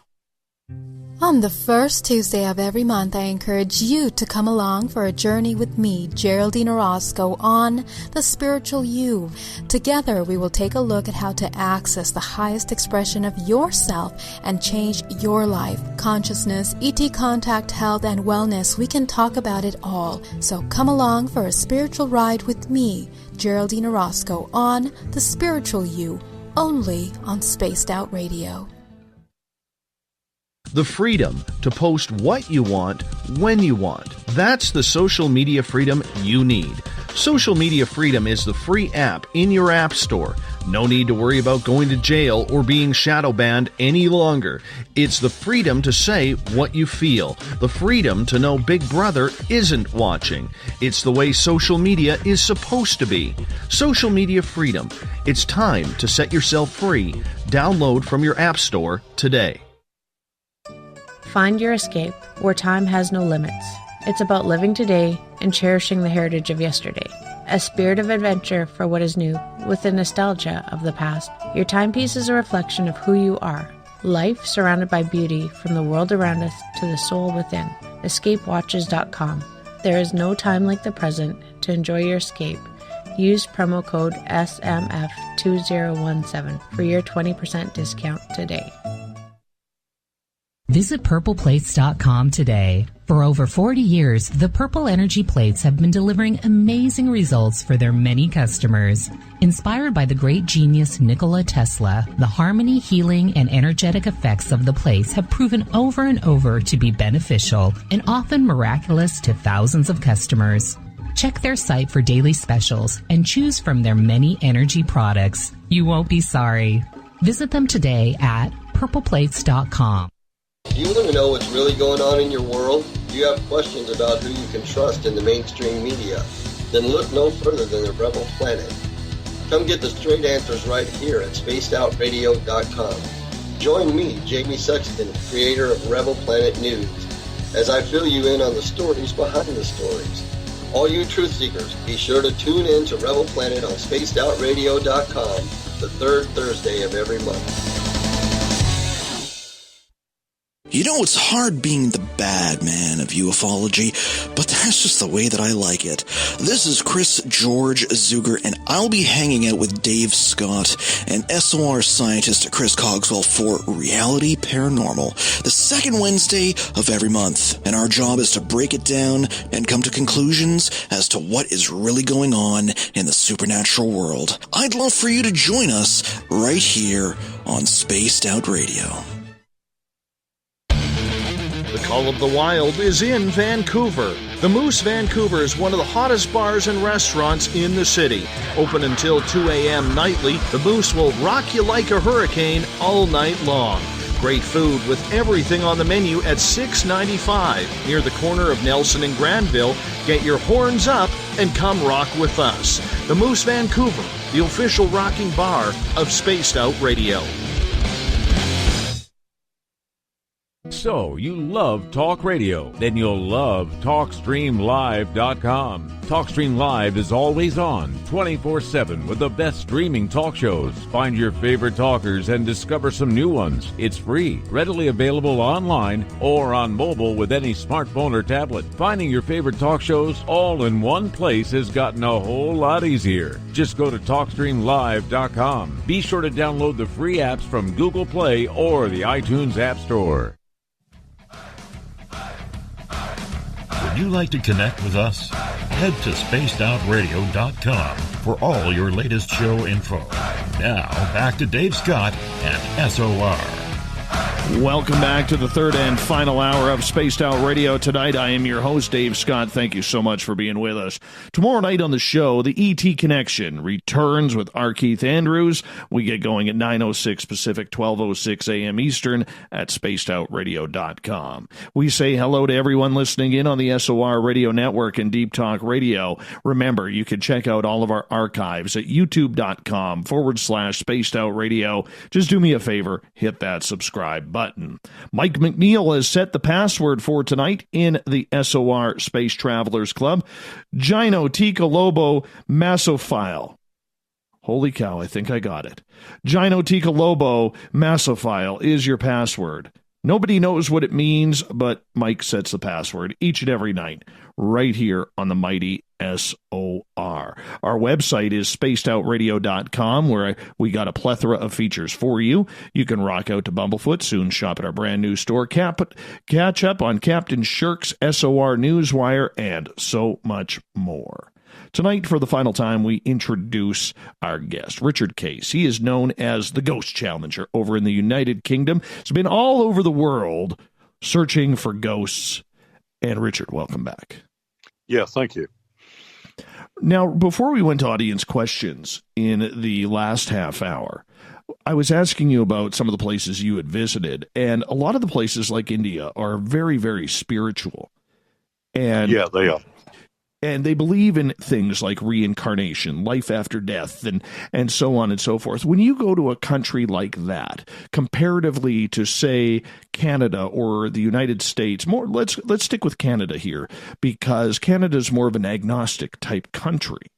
Do you find a big difference in the way a spirit will contact you? Are they more open in a spiritualist society than they are in an agnostic?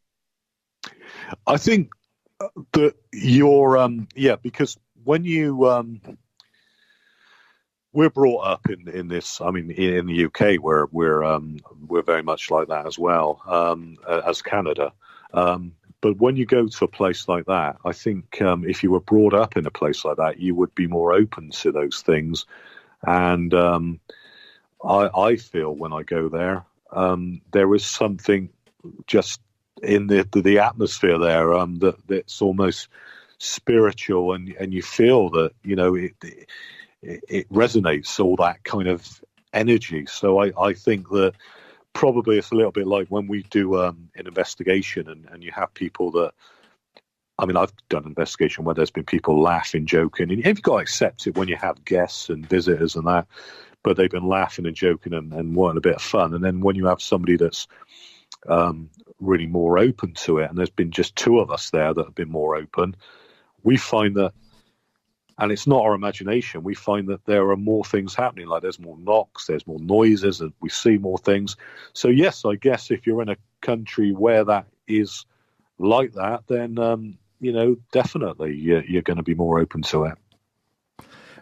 Fap wants to know in the chat room, do you prefer dealing with male ghosts or female ghosts? And is there a big difference between the female ghost and the female live counterpart?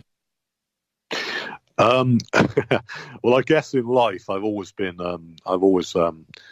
liked a female company more than male companies sometimes. I don't know what that is. But I guess not really. I mean, when I'm dealing with ghosts, I mean, I take, whatever comes, and I think there is no difference. I mean, people have this, there's good males, there's good females, we're good people, bad people, and I think when somebody passes over, that personality, if it does go on, then it goes with them. And you could have a good lady ghost, or a female ghost, or a good male ghost, or a bad male ghost, or a bad female. I think it depends on whatever that person is like in their previous life, or when they were alive. What about animals? You ever run into any animal spirits? Yeah, I mean, I've been to a place where we've heard a dog sort of whining, and we were told by the location that is a very typical thing they get there, and we didn't ask them anything about it before, so that was interesting. I've never actually seen any animal ghosts, but then I haven't seen full human ghosts, but a lot of people say, I mean, it's funny enough, when we lost our dog and our cat, you do get that corner of the eye thing in the home. I don't know if you've had that when you've lost pets, and you look and it's almost like they're still walking around and you can see them. So sometimes I get that more on a personal level at home. Corner of the eye can be you can be hallucinating, and there's a reason for that. But sometimes it's quite clear. You can see what looks like a cat going towards the wall or something that's disappeared. So, yeah, definitely. Interesting. I know there's a lot of people over here who have claimed to have spiritual, how can we say this, contact with dead animals. I know in the museum where I run a tour, we have a ghost cat that runs in the round in the main house. We've caught an EVP of it meowing, actually. Very, very interesting thing. Again, I'm going to this lady over in Portugal. But one thing that she's doing with this, it's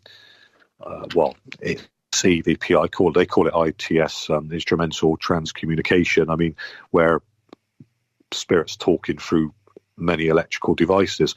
And one of the things that she's picked up is an old pet that she knew, but it's actually talking to her as if it's human from the other side. So it's actually speaking to her, communicating with her. You love me. I am grateful for the way you took care of me. That's an interesting, thought as well. That when they pass over, can they communicate in that way to us? So it's an interesting thought. Catherine is asking in the chat room, earlier on you said the good old way of investigation. What in your opinion is the good old way of investigation?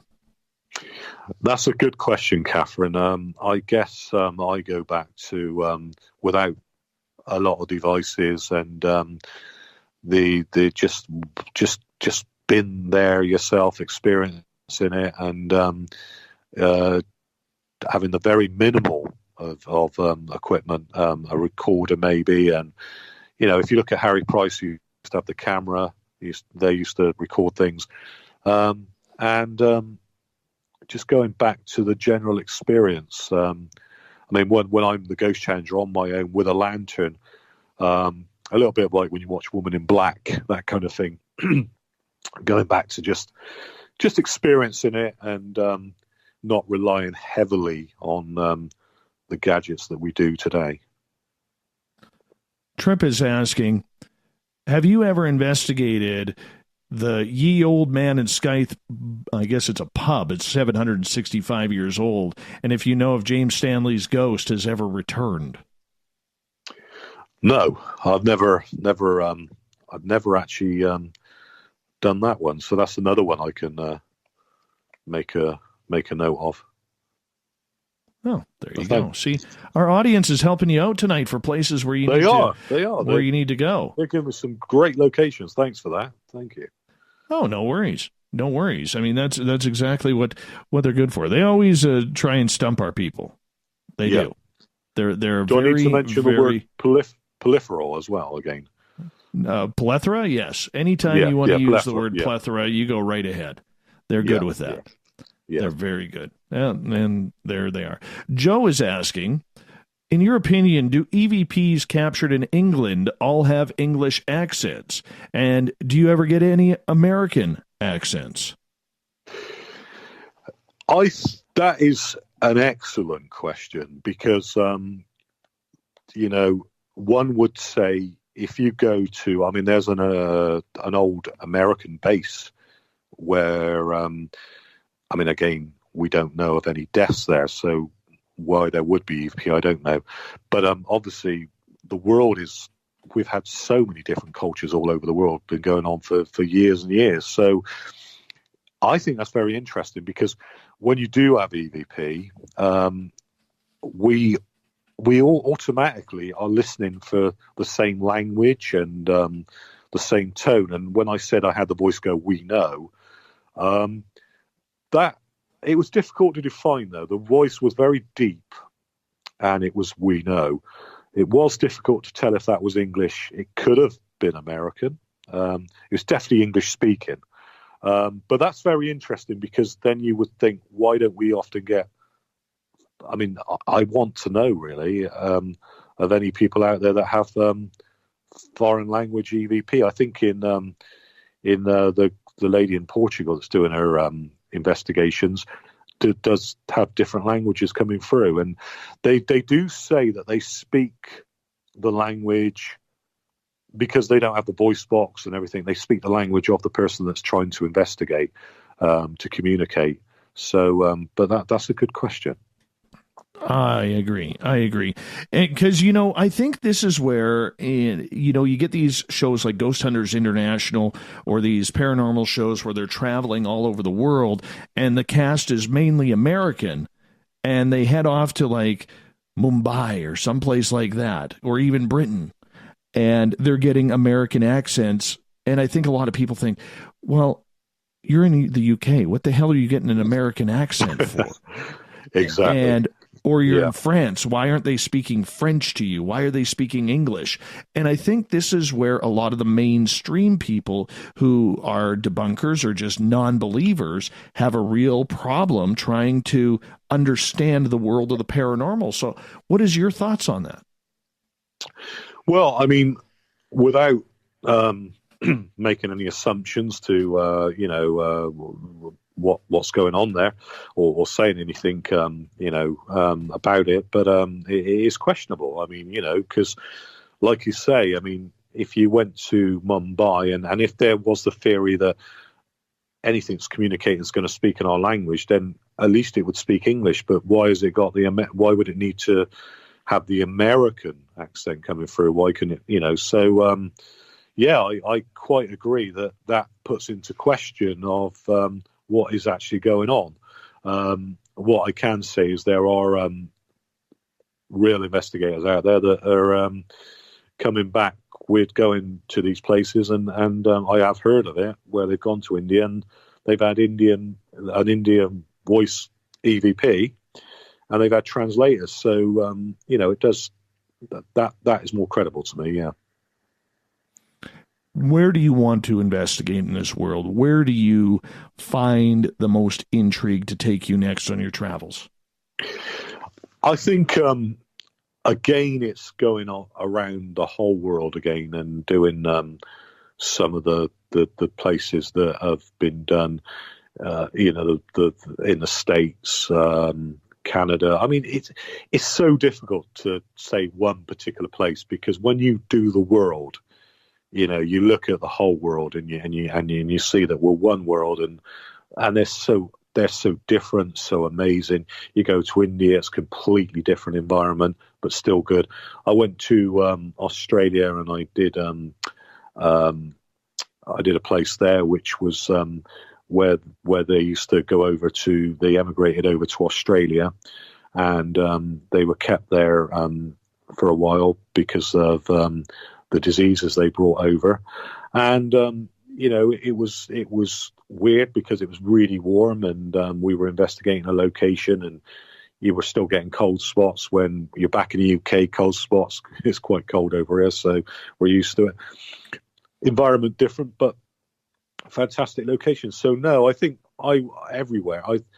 I don't think it's the world is my oyster. I think it's so difficult to say one particular place now.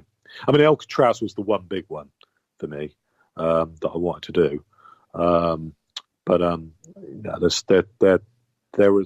there isn't really. I mean, okay. If I'm going to be honest with you, I guess if someone said to me I could go into Washington D.C. and investigate, or Buckingham Palace, or if I could go into Elvis's mansion and investigate, those would be places. Yeah, I would, hand straight up. What about something like Mount Everest Base Camp? Lots of Yeti sightings there. Lots of death on the mountain. I'm sure there's a number of ghosts there. That would be a good one. Yes, definitely. That would be a bucket list one. Yeah, I would definitely be up for that one. And I think that would be a real challenge as well to go to the base camp there. And it would be a very interesting place to go and investigate. There are so many popular areas out there, okay?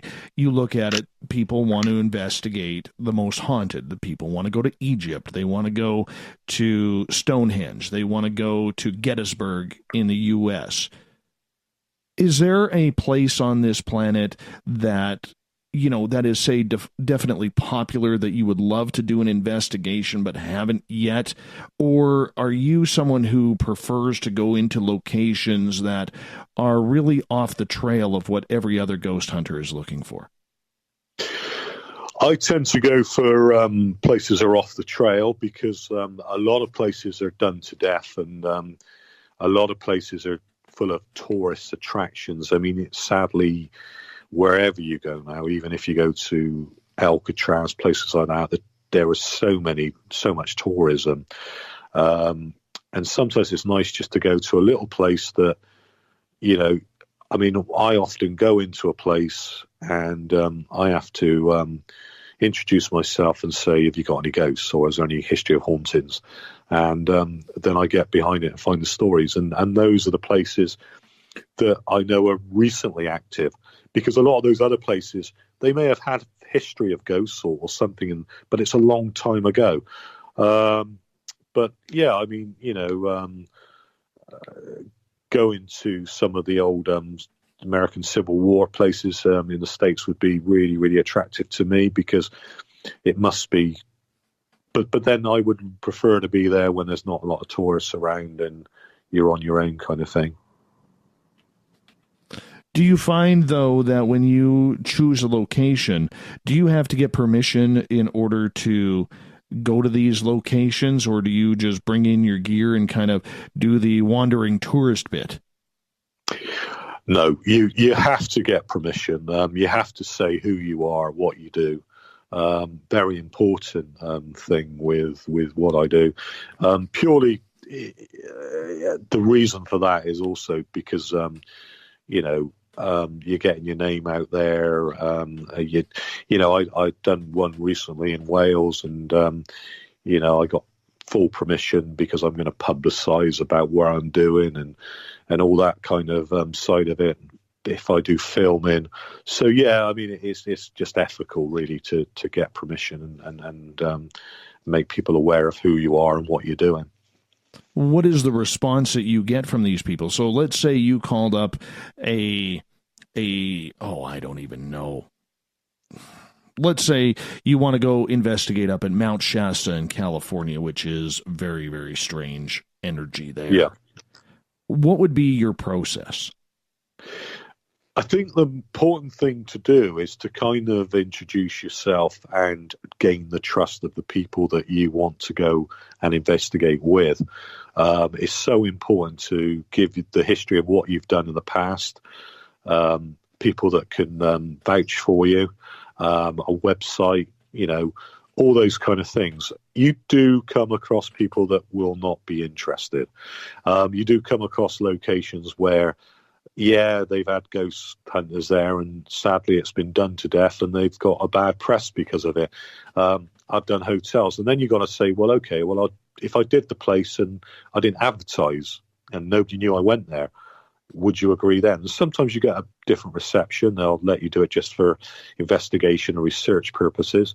Yeah, it's just, but you do come across the gatekeeper, doctor's receptionist. No offense to doctor's receptionists, but, we do get sometimes that kind of person that keeps us away from try and keep us away from the CEO of the business, And I have had sales experience in the past in roles in my other jobs, so I think that helps.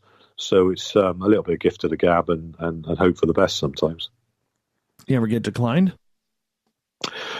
I do. I get people that really. I think that's when their beliefs are overtaking what their professionalism. Sometimes, like you will get people that are very much against ghost hunting and just got their own view on it, and they just don't entertain it. And no matter how much you are different, they won't listen. So yeah, I get my moments where I'm declined, but quite rare. I'm glad to say. Do you turn over your information to these places that you investigate just so you can, or they can have record of what you have captured? Yeah, we do. When I do it when I do it with a team, and also when I do it on my own, I let them know the investigation and what's come of the evening. And a lot of them, the one I did recently in Wales, UK, that they were really, really happy with what I told them and what happened. And they do appreciate that. Interesting. Very interesting. We only got 2 minutes left, my friend. We have. This has flown on by. It's gone very quickly.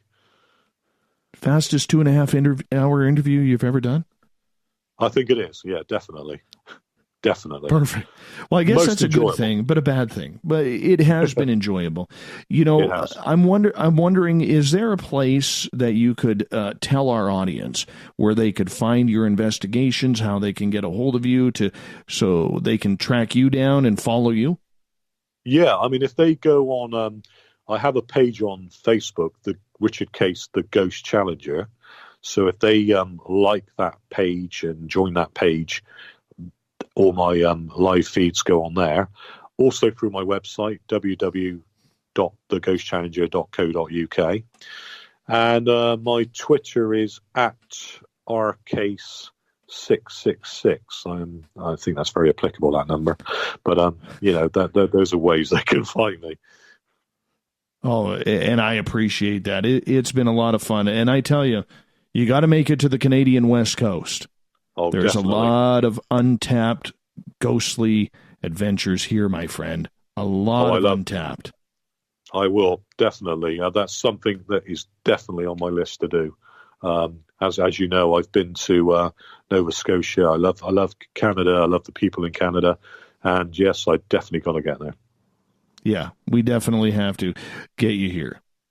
Old Davey will take you on a tour. We got a few places where we could take you. It's old cowboy stuff, man, and gold digger stuff. It's all good. A couple of weirdos in my museum too. That is definitely a bucket. That is something I do want to do. So that is a definite. Richard Case, thank you so much for your amazing time here on Spaced Out Radio. What an absolute pleasure. I would love to do this again around Halloween and share some Halloween ghost stories with you.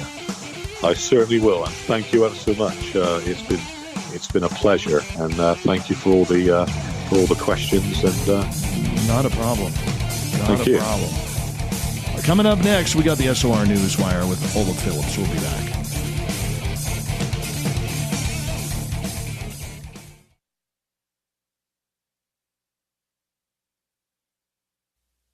You're listening to Spaced Out Radio Live with Dave Scott on the Deep Talk Radio Network. So, you love talk radio? Then you'll love TalkStreamLive.com. TalkStream Live is always on, 24/7 with the best streaming talk shows. Find your favorite talkers and discover some new ones. It's free, readily available online or on mobile with any smartphone or tablet. Finding your favorite talk shows all in one place has gotten a whole lot easier. Just go to TalkStreamLive.com. Be sure to download the free apps from Google Play or the iTunes App Store. Did you know Spaced Out Radio runs 7 days a week? Hi there, this is Tessa Nicole Thomas, and I'm here to take you on a paranormal journey each Saturday and Sunday night. Why change the station when you have it all right?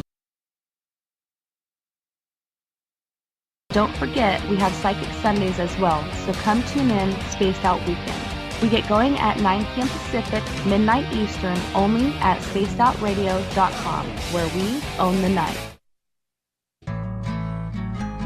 Looking for a place to advertise at a very reasonable cost?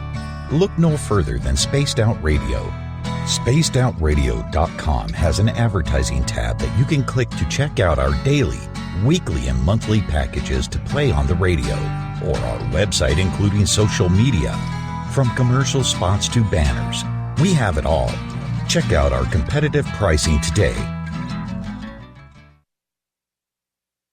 A timepiece is a reflection of who you are, and what better way to show off the real you than with an Escape watch? Escape is a lifestyle brand accessorizing your days and nights. Choose to escape and create the life of discovery that you deserve. Dream, play, unite with your own personalized Escape watch. Head to escapewatches.com. There is no time like the present to enjoy your escape. Use promo code SMF2017 for your 20% discount today. You know, it's hard being the bad man of ufology, but that's just the way that I like it. This is Chris George Zuger, and I'll be hanging out with Dave Scott and SOR scientist Chris Cogswell for Reality Paranormal, the second Wednesday of every month. And our job is to break it down and come to conclusions as to what is really going on in the supernatural world. I'd love for you to join us right here on Spaced Out Radio. We're bringing scientific thought to the paranormal. Hi there, this is Spaced Out Radio scientist Chris Cogswell. Join me, Chris Zuger, and Dave Scott the second Wednesday of every month, where we break down the who from the woo when it comes to everything paranormal. We'll investigate and try to bring sensible answers to those straight and sometimes outlandish questions people have. Hey, not everything has an answer, but we'll do our best. Listen in to Reality Paranormal only on Spaced Out Radio. Hello, this is your guitar man, Ron Bumblefoot Thal, and I have to tell you, I love the response I get for Little Brother is Watching from Spaced Out Radio fans. It's amazing how music can inspire and make people think deeper about what's going on in the supernatural world. You can head over to my website, bumblefoot.com, to check out my music, my guitar workshops, my touring, even check out some of the hot sauces that I'm working on. And make sure you keep on listening, because with Spaced Out Radio, you know Little Brother is watching. Visit purpleplates.com today. For over 40 years, the Purple Energy Plates have been delivering amazing results for their many customers. Inspired by the great genius Nikola Tesla, the harmony, healing, and energetic effects of the plates have proven over and over to be beneficial and often miraculous to thousands of customers. Check their site for daily specials and choose from their many energy products. You won't be sorry. Visit them today at purpleplates.com. Hi there, this is Geraldine Orozco from San Francisco's Bay Area Meditation. I invite you to join me the first Tuesday of every month with Dave Scott for Spaced Out Radio's The Spiritual You. In this fast-paced world we live in, it's time for you to take some time for you. We'll cover every possible subject, from powerful meditation to healing techniques to your own intuition and spirituality. So come join us for The Spiritual You. You hear footsteps in the empty room above you. A rocking chair begins rocking by itself. Don't be afraid of the things that go bump in the night. Reach for Spirit Storybox, the iPhone app the Huffington Post UK called the only ghost hunting app you will ever need. Spirit Storybox. The spirits are telling their stories. Are you listening? Coming soon to our website, spacedoutradio.com, is the SOR Space Travelers Club. For just $5 a month, you can get into a private area on our site where you can hang with other listeners in our chat room, post in our forum, and check out a bunch of exclusive content and store that won't be found anywhere else, including a nightly after-show party with Dave. It's going to be the best $5 a month you're going to spend. The SOR Space Travelers, only at spacedoutradio.com. Are you intrigued by Paranormal Talk Radio? You'll love the new Paranormal Radio app from TalkStream Live. You'll find a great selection of talk shows covering UFOs, ghosts, strange phenomena, and much more. Download the Paranormal Radio app now and start listening to the very best in paranormal talk entertainment, including the network you're listening to right now, the Paranormal Radio app. Free in Google Play and the iOS App Store. Heading to Vancouver and looking for a night on the town? The Moose Vancouver is the bar that never stops rocking until 2 a.m. every night. The Moose has great food with everything on the menu from $6.95 to $8.95. Fantastic, vibrant staff and rock and roll that will bring you back to when the music was real, the hair was long, and the guitars were rocking. Get your party on at the Moose Vancouver, the official party bar of Spaced Out Radio. Are you tired of being blocked, shadow banned, or placed in jail for simply posting your thoughts on social media? Social Media Freedom can take care of that for you. Social Media Freedom is the newest and one of the best free new apps that allows you the freedom to post what you want, when you want. It takes seconds to download from your app store. Come join the tribe at Social Media Freedom. It's time to set yourself free.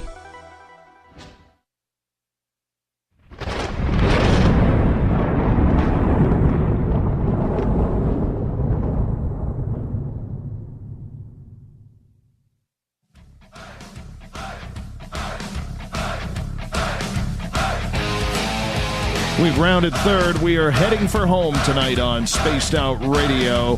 Glad to have you with us. I am Dave Scott, your host, sitting in the captain's chair of SOR headquarters. And we get to the news with the man, the myth, and the Paranoia Magazine legend, Mr. Olaf Phillips.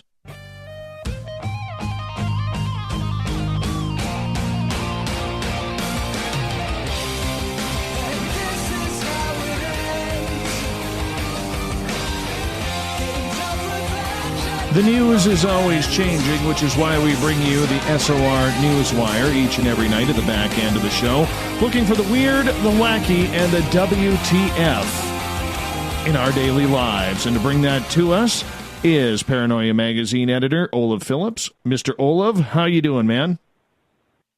Greetings and salutations, my friend. How are you? I love that. I really do. How was your day, buddy?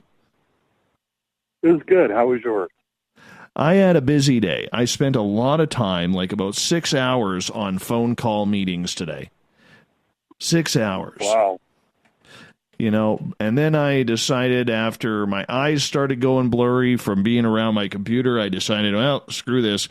Went and hung out with my boy for a couple of hours and then made my way back down. So it was all good. I once had a job where I had 40 hours of meetings per week. Oh, God. That's just terrible. Terrible. Yeah, you sit on a conference call, you got the WebEx up, and you're working while you're in the meeting. Go figure. Interesting. Terrible. Terrible. What do you got for us in the news tonight, my friend? Well, I've got a man who assaulted a convenience store employee with a banana. How's that? Let's hit it. Okay. Des Moines police still seem to be processing the fruity attack. A man in Des Moines, Iowa was jailed Monday after police said he assaulted a convenience store clerk with a banana. Rogelio Tapia, 26, got into a dispute with an unnamed person at a Quick Trip Monday morning, according to local station KCCI. When the store clerk tried to intervene, witnesses said Tapia chased the clerk around the store, throwing a banana and other items at her, Patch Des Moines reported. The disturbance cost about $1,000 in damage to the store, police said. Tapia was charged with assault on persons in certain occupations. I didn't know that was a charge. Simple assault, interference with official acts, and third-degree criminal mischief. The jail records show he was later released. Well, and to charge someone with offense of a banana incident, my goodness. Now, are we talking an overly ripe banana or one that's still green? That is uncertain. That is definitely uncertain. We are not sure of the quality of the banana used in the incident. Well, I'm sure if it was in a convenience store, it was overly ripe. So if it would have hit her, it probably would have just squished rather than cause any pain like the green ones can. Yes, or a plantain. Plantains are exceptionally painful when they're hurled at you. Yeah, I don't even want to check that one out. Really don't want to check that one. Why would this guy throw a bunch of fruit and stuff at this lady? What pissed him off? I have no idea what pissed him off, but if he was throwing fruit, he must have been royally pissed. I think the word is apoplectic. Apoplectic, yes. A plethora of anger on the gentleman. How about we go that way? Yes. A plethora of anger. A plethora of anger is a good thing. All right, let's move on to story number 2, brother. Okay. Astronaut reveals how surprisingly easy it is to call 911 from space. Oh, this is interesting. A Dutch astronaut has revealed he accidentally dialed 911 while orbiting Earth aboard the International Space Station. Andre Coopers told Netherlands public broadcaster, I'm not even going to attempt to pronounce that he accidentally missed an important number when trying to make a long-distance call from outer space. If you're in space, it's like you're making a call via Houston. First you dial the 9 for the outside line, and then 011 for the international line, he said, according to the science technology website Futurism.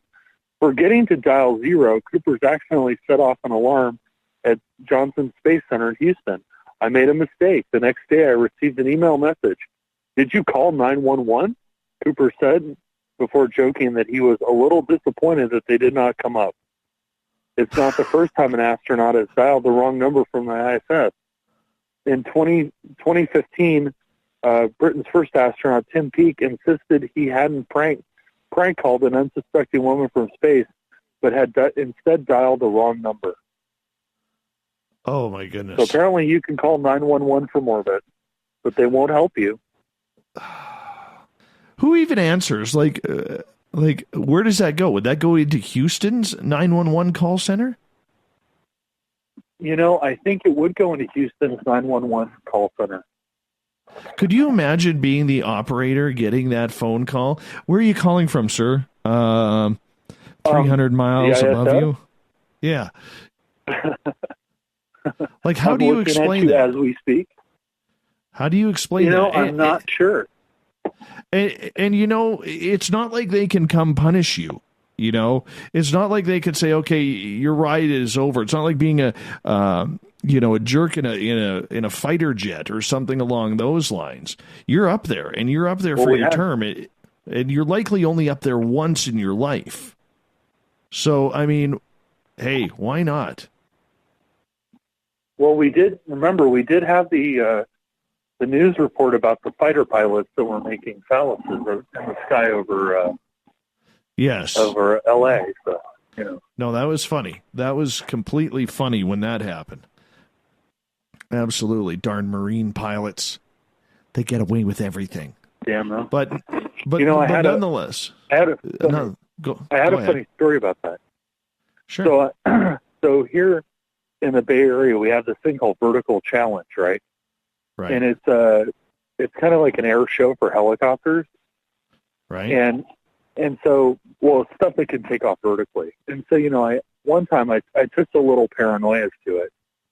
They got older, didn't want to go anymore. I thought it was cool, but, you walk around, you see the Chinooks and the Apaches and the Jet Rangers, and they had the dolphins from the Coast Guard, and it was kind of cool, and the kids had a good time until the pilots came along.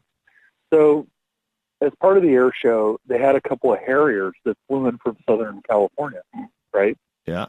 And unlike most air shows, if you go see like the Blue Angels or the Thunderbirds or whatever, a symbol, they have like a prepared script, and the standby pilot is the announcer, and they have a soundtrack, and it's all like choreographed and thought through. Well, these guys didn't. So they're getting ready to do their thing, and the standby pilot, there's always a standby pilot. The standby pilot is the announcer as usual, and he basically had an iPod, and he hooked the thing up, and they're playing like AC/DC, and I mean it was really cool because it was all like heavy metal and classic rock, and they're flying all around. And so he comes on the intercom and he goes, something to the effect of, the thing goes screeching over your head, and it's like hovering over your head, and like things are shaking. And he goes, "That's why they call us the flying nightmares." So the little paranoia, he looks up at me and he goes, "Dad, why do they call them the flying nightmares? That's scary." I'm like, "Well, son, because they want to scare people before they blow them up." That's all I got to say. That's my story. That's it. I think that's awesome. I thought it was funny. That's awesome. I thought it was hilarious. Yeah. Before I do this next news article, I got to tell you one more thing, though. So one of the highlights, besides watching the Harriers bounce around, and they were making jokes about the FAA didn't want them to land because some requirement. So instead of landing, like they hovered, and then they lowered themselves like 3 feet above the ground, and like just hovered there, and they were making comments about how stupid the FAA is. So one of the other things they did is one of the SWAT teams, I think it's the SWAT team actually from the county I live in, they hooked the guy up on the harness, and they lift the helicopter up, and he's dangling below the helicopter, right? And so the helicopter pilot starts swinging the helicopter around, and is like swinging this guy on a rope, basically in like this huge circle. And he's got his arms out, and it was really trippy. But they were like totally swinging this guy around. I thought it was fun. That's it. That's my whole story. That would be fun. Sorry. That would be fun, man. Totally fun. Let's get to the next one. Okay. This is your last story, so it's Florida. Accused sex toy swiper gets bad vibes in Vero Beach. Vero Beach, a person accused of swiping purple sex toys may not be picking up good vibrations after being arrested, according to an affidavit. Jesse Ernest Thompson, 38, was jailed in a theft charge after a November 14th alleged intimate item imbroglio at a CVS in the 1700 block of US 1. The case began when a man, later identified as Thompson, was thought to have absconded, I love the fact that they're trying to make this serious, with a purple box of condoms. Vero Beach police were told Thompson emptied the box into his shirt and ran to the bathroom. In the bathroom, however, the only thing that turned up was a barcode for a purple personal massager. Thompson was described as a white male with a black shirt and blue plaid shorts riding a bicycle. Investigators spotted the man matching the description of 900 block of 18th place. Thompson was found with two purple personal massagers, valued at $35.49. Thompson was taken to jail. Rather than telling police to buzz off, Thompson said he would speak with investigators. He said someone put the purple pleasuring devices in some bushes in an area of CVS, and he decided to take them. Of course he did, because used ones are so much better and healthier. Oh, yes. Oh my goodness. The things people will steal. The things people will steal. Unbelievable. I'm always shocked. I'm always shocked, and that, too. Dave, is the news. That is the news for you. I don't even know where to go with that last one, man. Florida just, it's the gift it's the gift that just keeps on giving. Honestly, I never knew there was such a thing. And one is not enough. You need two. You gotta have two, man. Did he steal the batteries too? Or this is a personal massager. Oh my God. Energized. Yeah. I got to clarify something before we go on to the thought of the Dave. Got a little harassment about my mathematics on Twitter today because I sent out a tweet. I sent out a tweet last night that said, during our wonderful guest, I sent out a tweet that said, did you know the speed of light is 186,000 miles per second or 7,000 miles per hour or thereabouts? But there were a number of people who really didn't catch on to the sarcasm there. Because the math doesn't quite equate. If you're going at 186,000 miles per second, you are not traveling at 7,000 miles an hour. So, give you an example. JWB here says, is my MPS miles per second? You're going to want to recalculate the MPH, bro. You got to listen to the episode. Got to listen to the episode. It's about 700 million miles per hour. That's fast. That's fast. Is that how fast that UFO went? Yeah. Yeah, something like that. About 7,000 miles per hour. Pretty fast. That's super fast, Dave. You might be able to see that, down the street, fly right over your head. Oh, it was I'm just so happy. I am very down happy. The street watching for that one? Stop. Right down the street. Just hovering there. I've started the music for you, Dave. I've started the music, my friend. I don't know where to go with it. 7,000 miles per hour. Thought of the Dave happens every night at this time. A moving target. A moving target, Dave. Where we put a question no matter where you go, there it is. You need to stop. You can see it from everywhere. Oh my God. It's shooting up there. Is it a bird? Is it a plane? No, it's a UFO. Apparently it is. Apparently it is. Thought of the Dave happens every night at this time, where we put a question on our Facebook and Twitter pages and then read your responses on the air. So today's Thought of the Dave. The UFO Dave. It's as follows. Tell me about an unknown haunted place you'd like to investigate and why. I expected all of these paranormal junkies that are on my Facebook and Twitter to hop all over this. I'm surprised by the lack of responses. Does it have to do with speed? No, fill me in. Well, I mean, there are people who are on speed who probably go there. There is a haunted McDonald's. There's a haunted Burger King. I'm sorry, in Sacramento. And I've always wanted to investigate the haunted Burger King. I mean, I can get a shake and then I can investigate the haunting. Yeah, for real. It's very well illuminated as well. But there is definitely a haunted Burger King in Sacramento off Warren Road. That would be kind of cool. It's a weird story. Dude walks in, tells the cashier, "Can I see the manager?" Cashier goes, "Sure." Goes, gets the manager. Guy pulls out a gun, shoots the manager, and shoots himself in the head. Oh, that's nice. And now, right before they close every night, you can hear screaming and gunfire. Yeah. Oh, wow.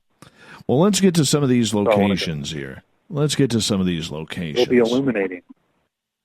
It'll be illuminating. Completely. All right. Toby on Twitter. I wish I investigated our old mental hospital here in Weyburn, Saskatchewan. Hosted 2,500 doctors, nurses, and residents. Even tested LSD back in the day. Kronos says, a house I lived in the early 90s, terrorized every night for almost a year living there. Horrible dreams of doppelgangers of my parents trying to take me away. Also awake, seeing a manifestation of a decapitated head in my parents' room. Holy cow, that's freaky. Damn. Joe. Hospitality House Hotel in Cripple Creek, Colorado. Former TB hospital and kept bodies in the basement during the winter because the ground was too hard in the winter to bury people. Ooh. Let's go over to Facebook. Marianne, Benson McDonald's. I was tripped there by something not there. Trixie. The hotel here in Estes Park, Colorado, the Stanley Hotel. It is in my backyard, and I've always wanted to explore its mysteries. Kevin, once I get stored items in the home removed, I would like to then do a full investigation of my home to get the bottom of the active hauntings in this house. Alex Mistretta, who's been a guest on this show, has a great one. Says, I would like to investigate Chernobyl and Hoya Baciu.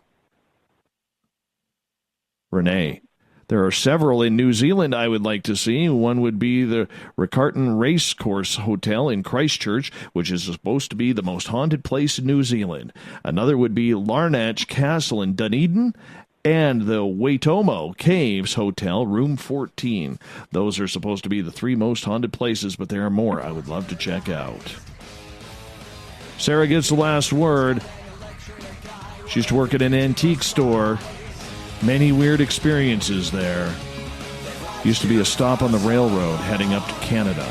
Was a hotel and brothel back in the day. Where can people find Paranoia Magazine, Mr. Olaf? ParanoiaMagazine.com. The future is now. Greetings and salutations every time you go there.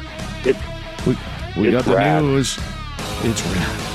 We got the news tonight from Captain Shirk. SOR Newswire can be found on our website by clicking the news banner. So a big thank you to Richard Case for coming on the show tonight, talking about his ghostly adventures around the world. Tomorrow night on the show, the ET Connection with Art Keith Andrews, 9:06 Pacific, 12:06 a.m. Eastern. Tune us on in. We got Mr. Ron Bumblefoot Thal rocking in the background with Little Brother is Watching. Bumblefoot is the official music of Spaced Out Radio, rocking us in and out of every single show. Get your horns up for the guitar god himself. Special thanks to all of you listening in tonight. Thanks for being there. Thanks for participating in the chat, because together, my friends,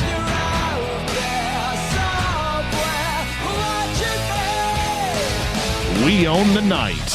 I will talk to you in 21 hours from now. Mr. Bumblefoot, we need a favor. We need you to take us home. Good night.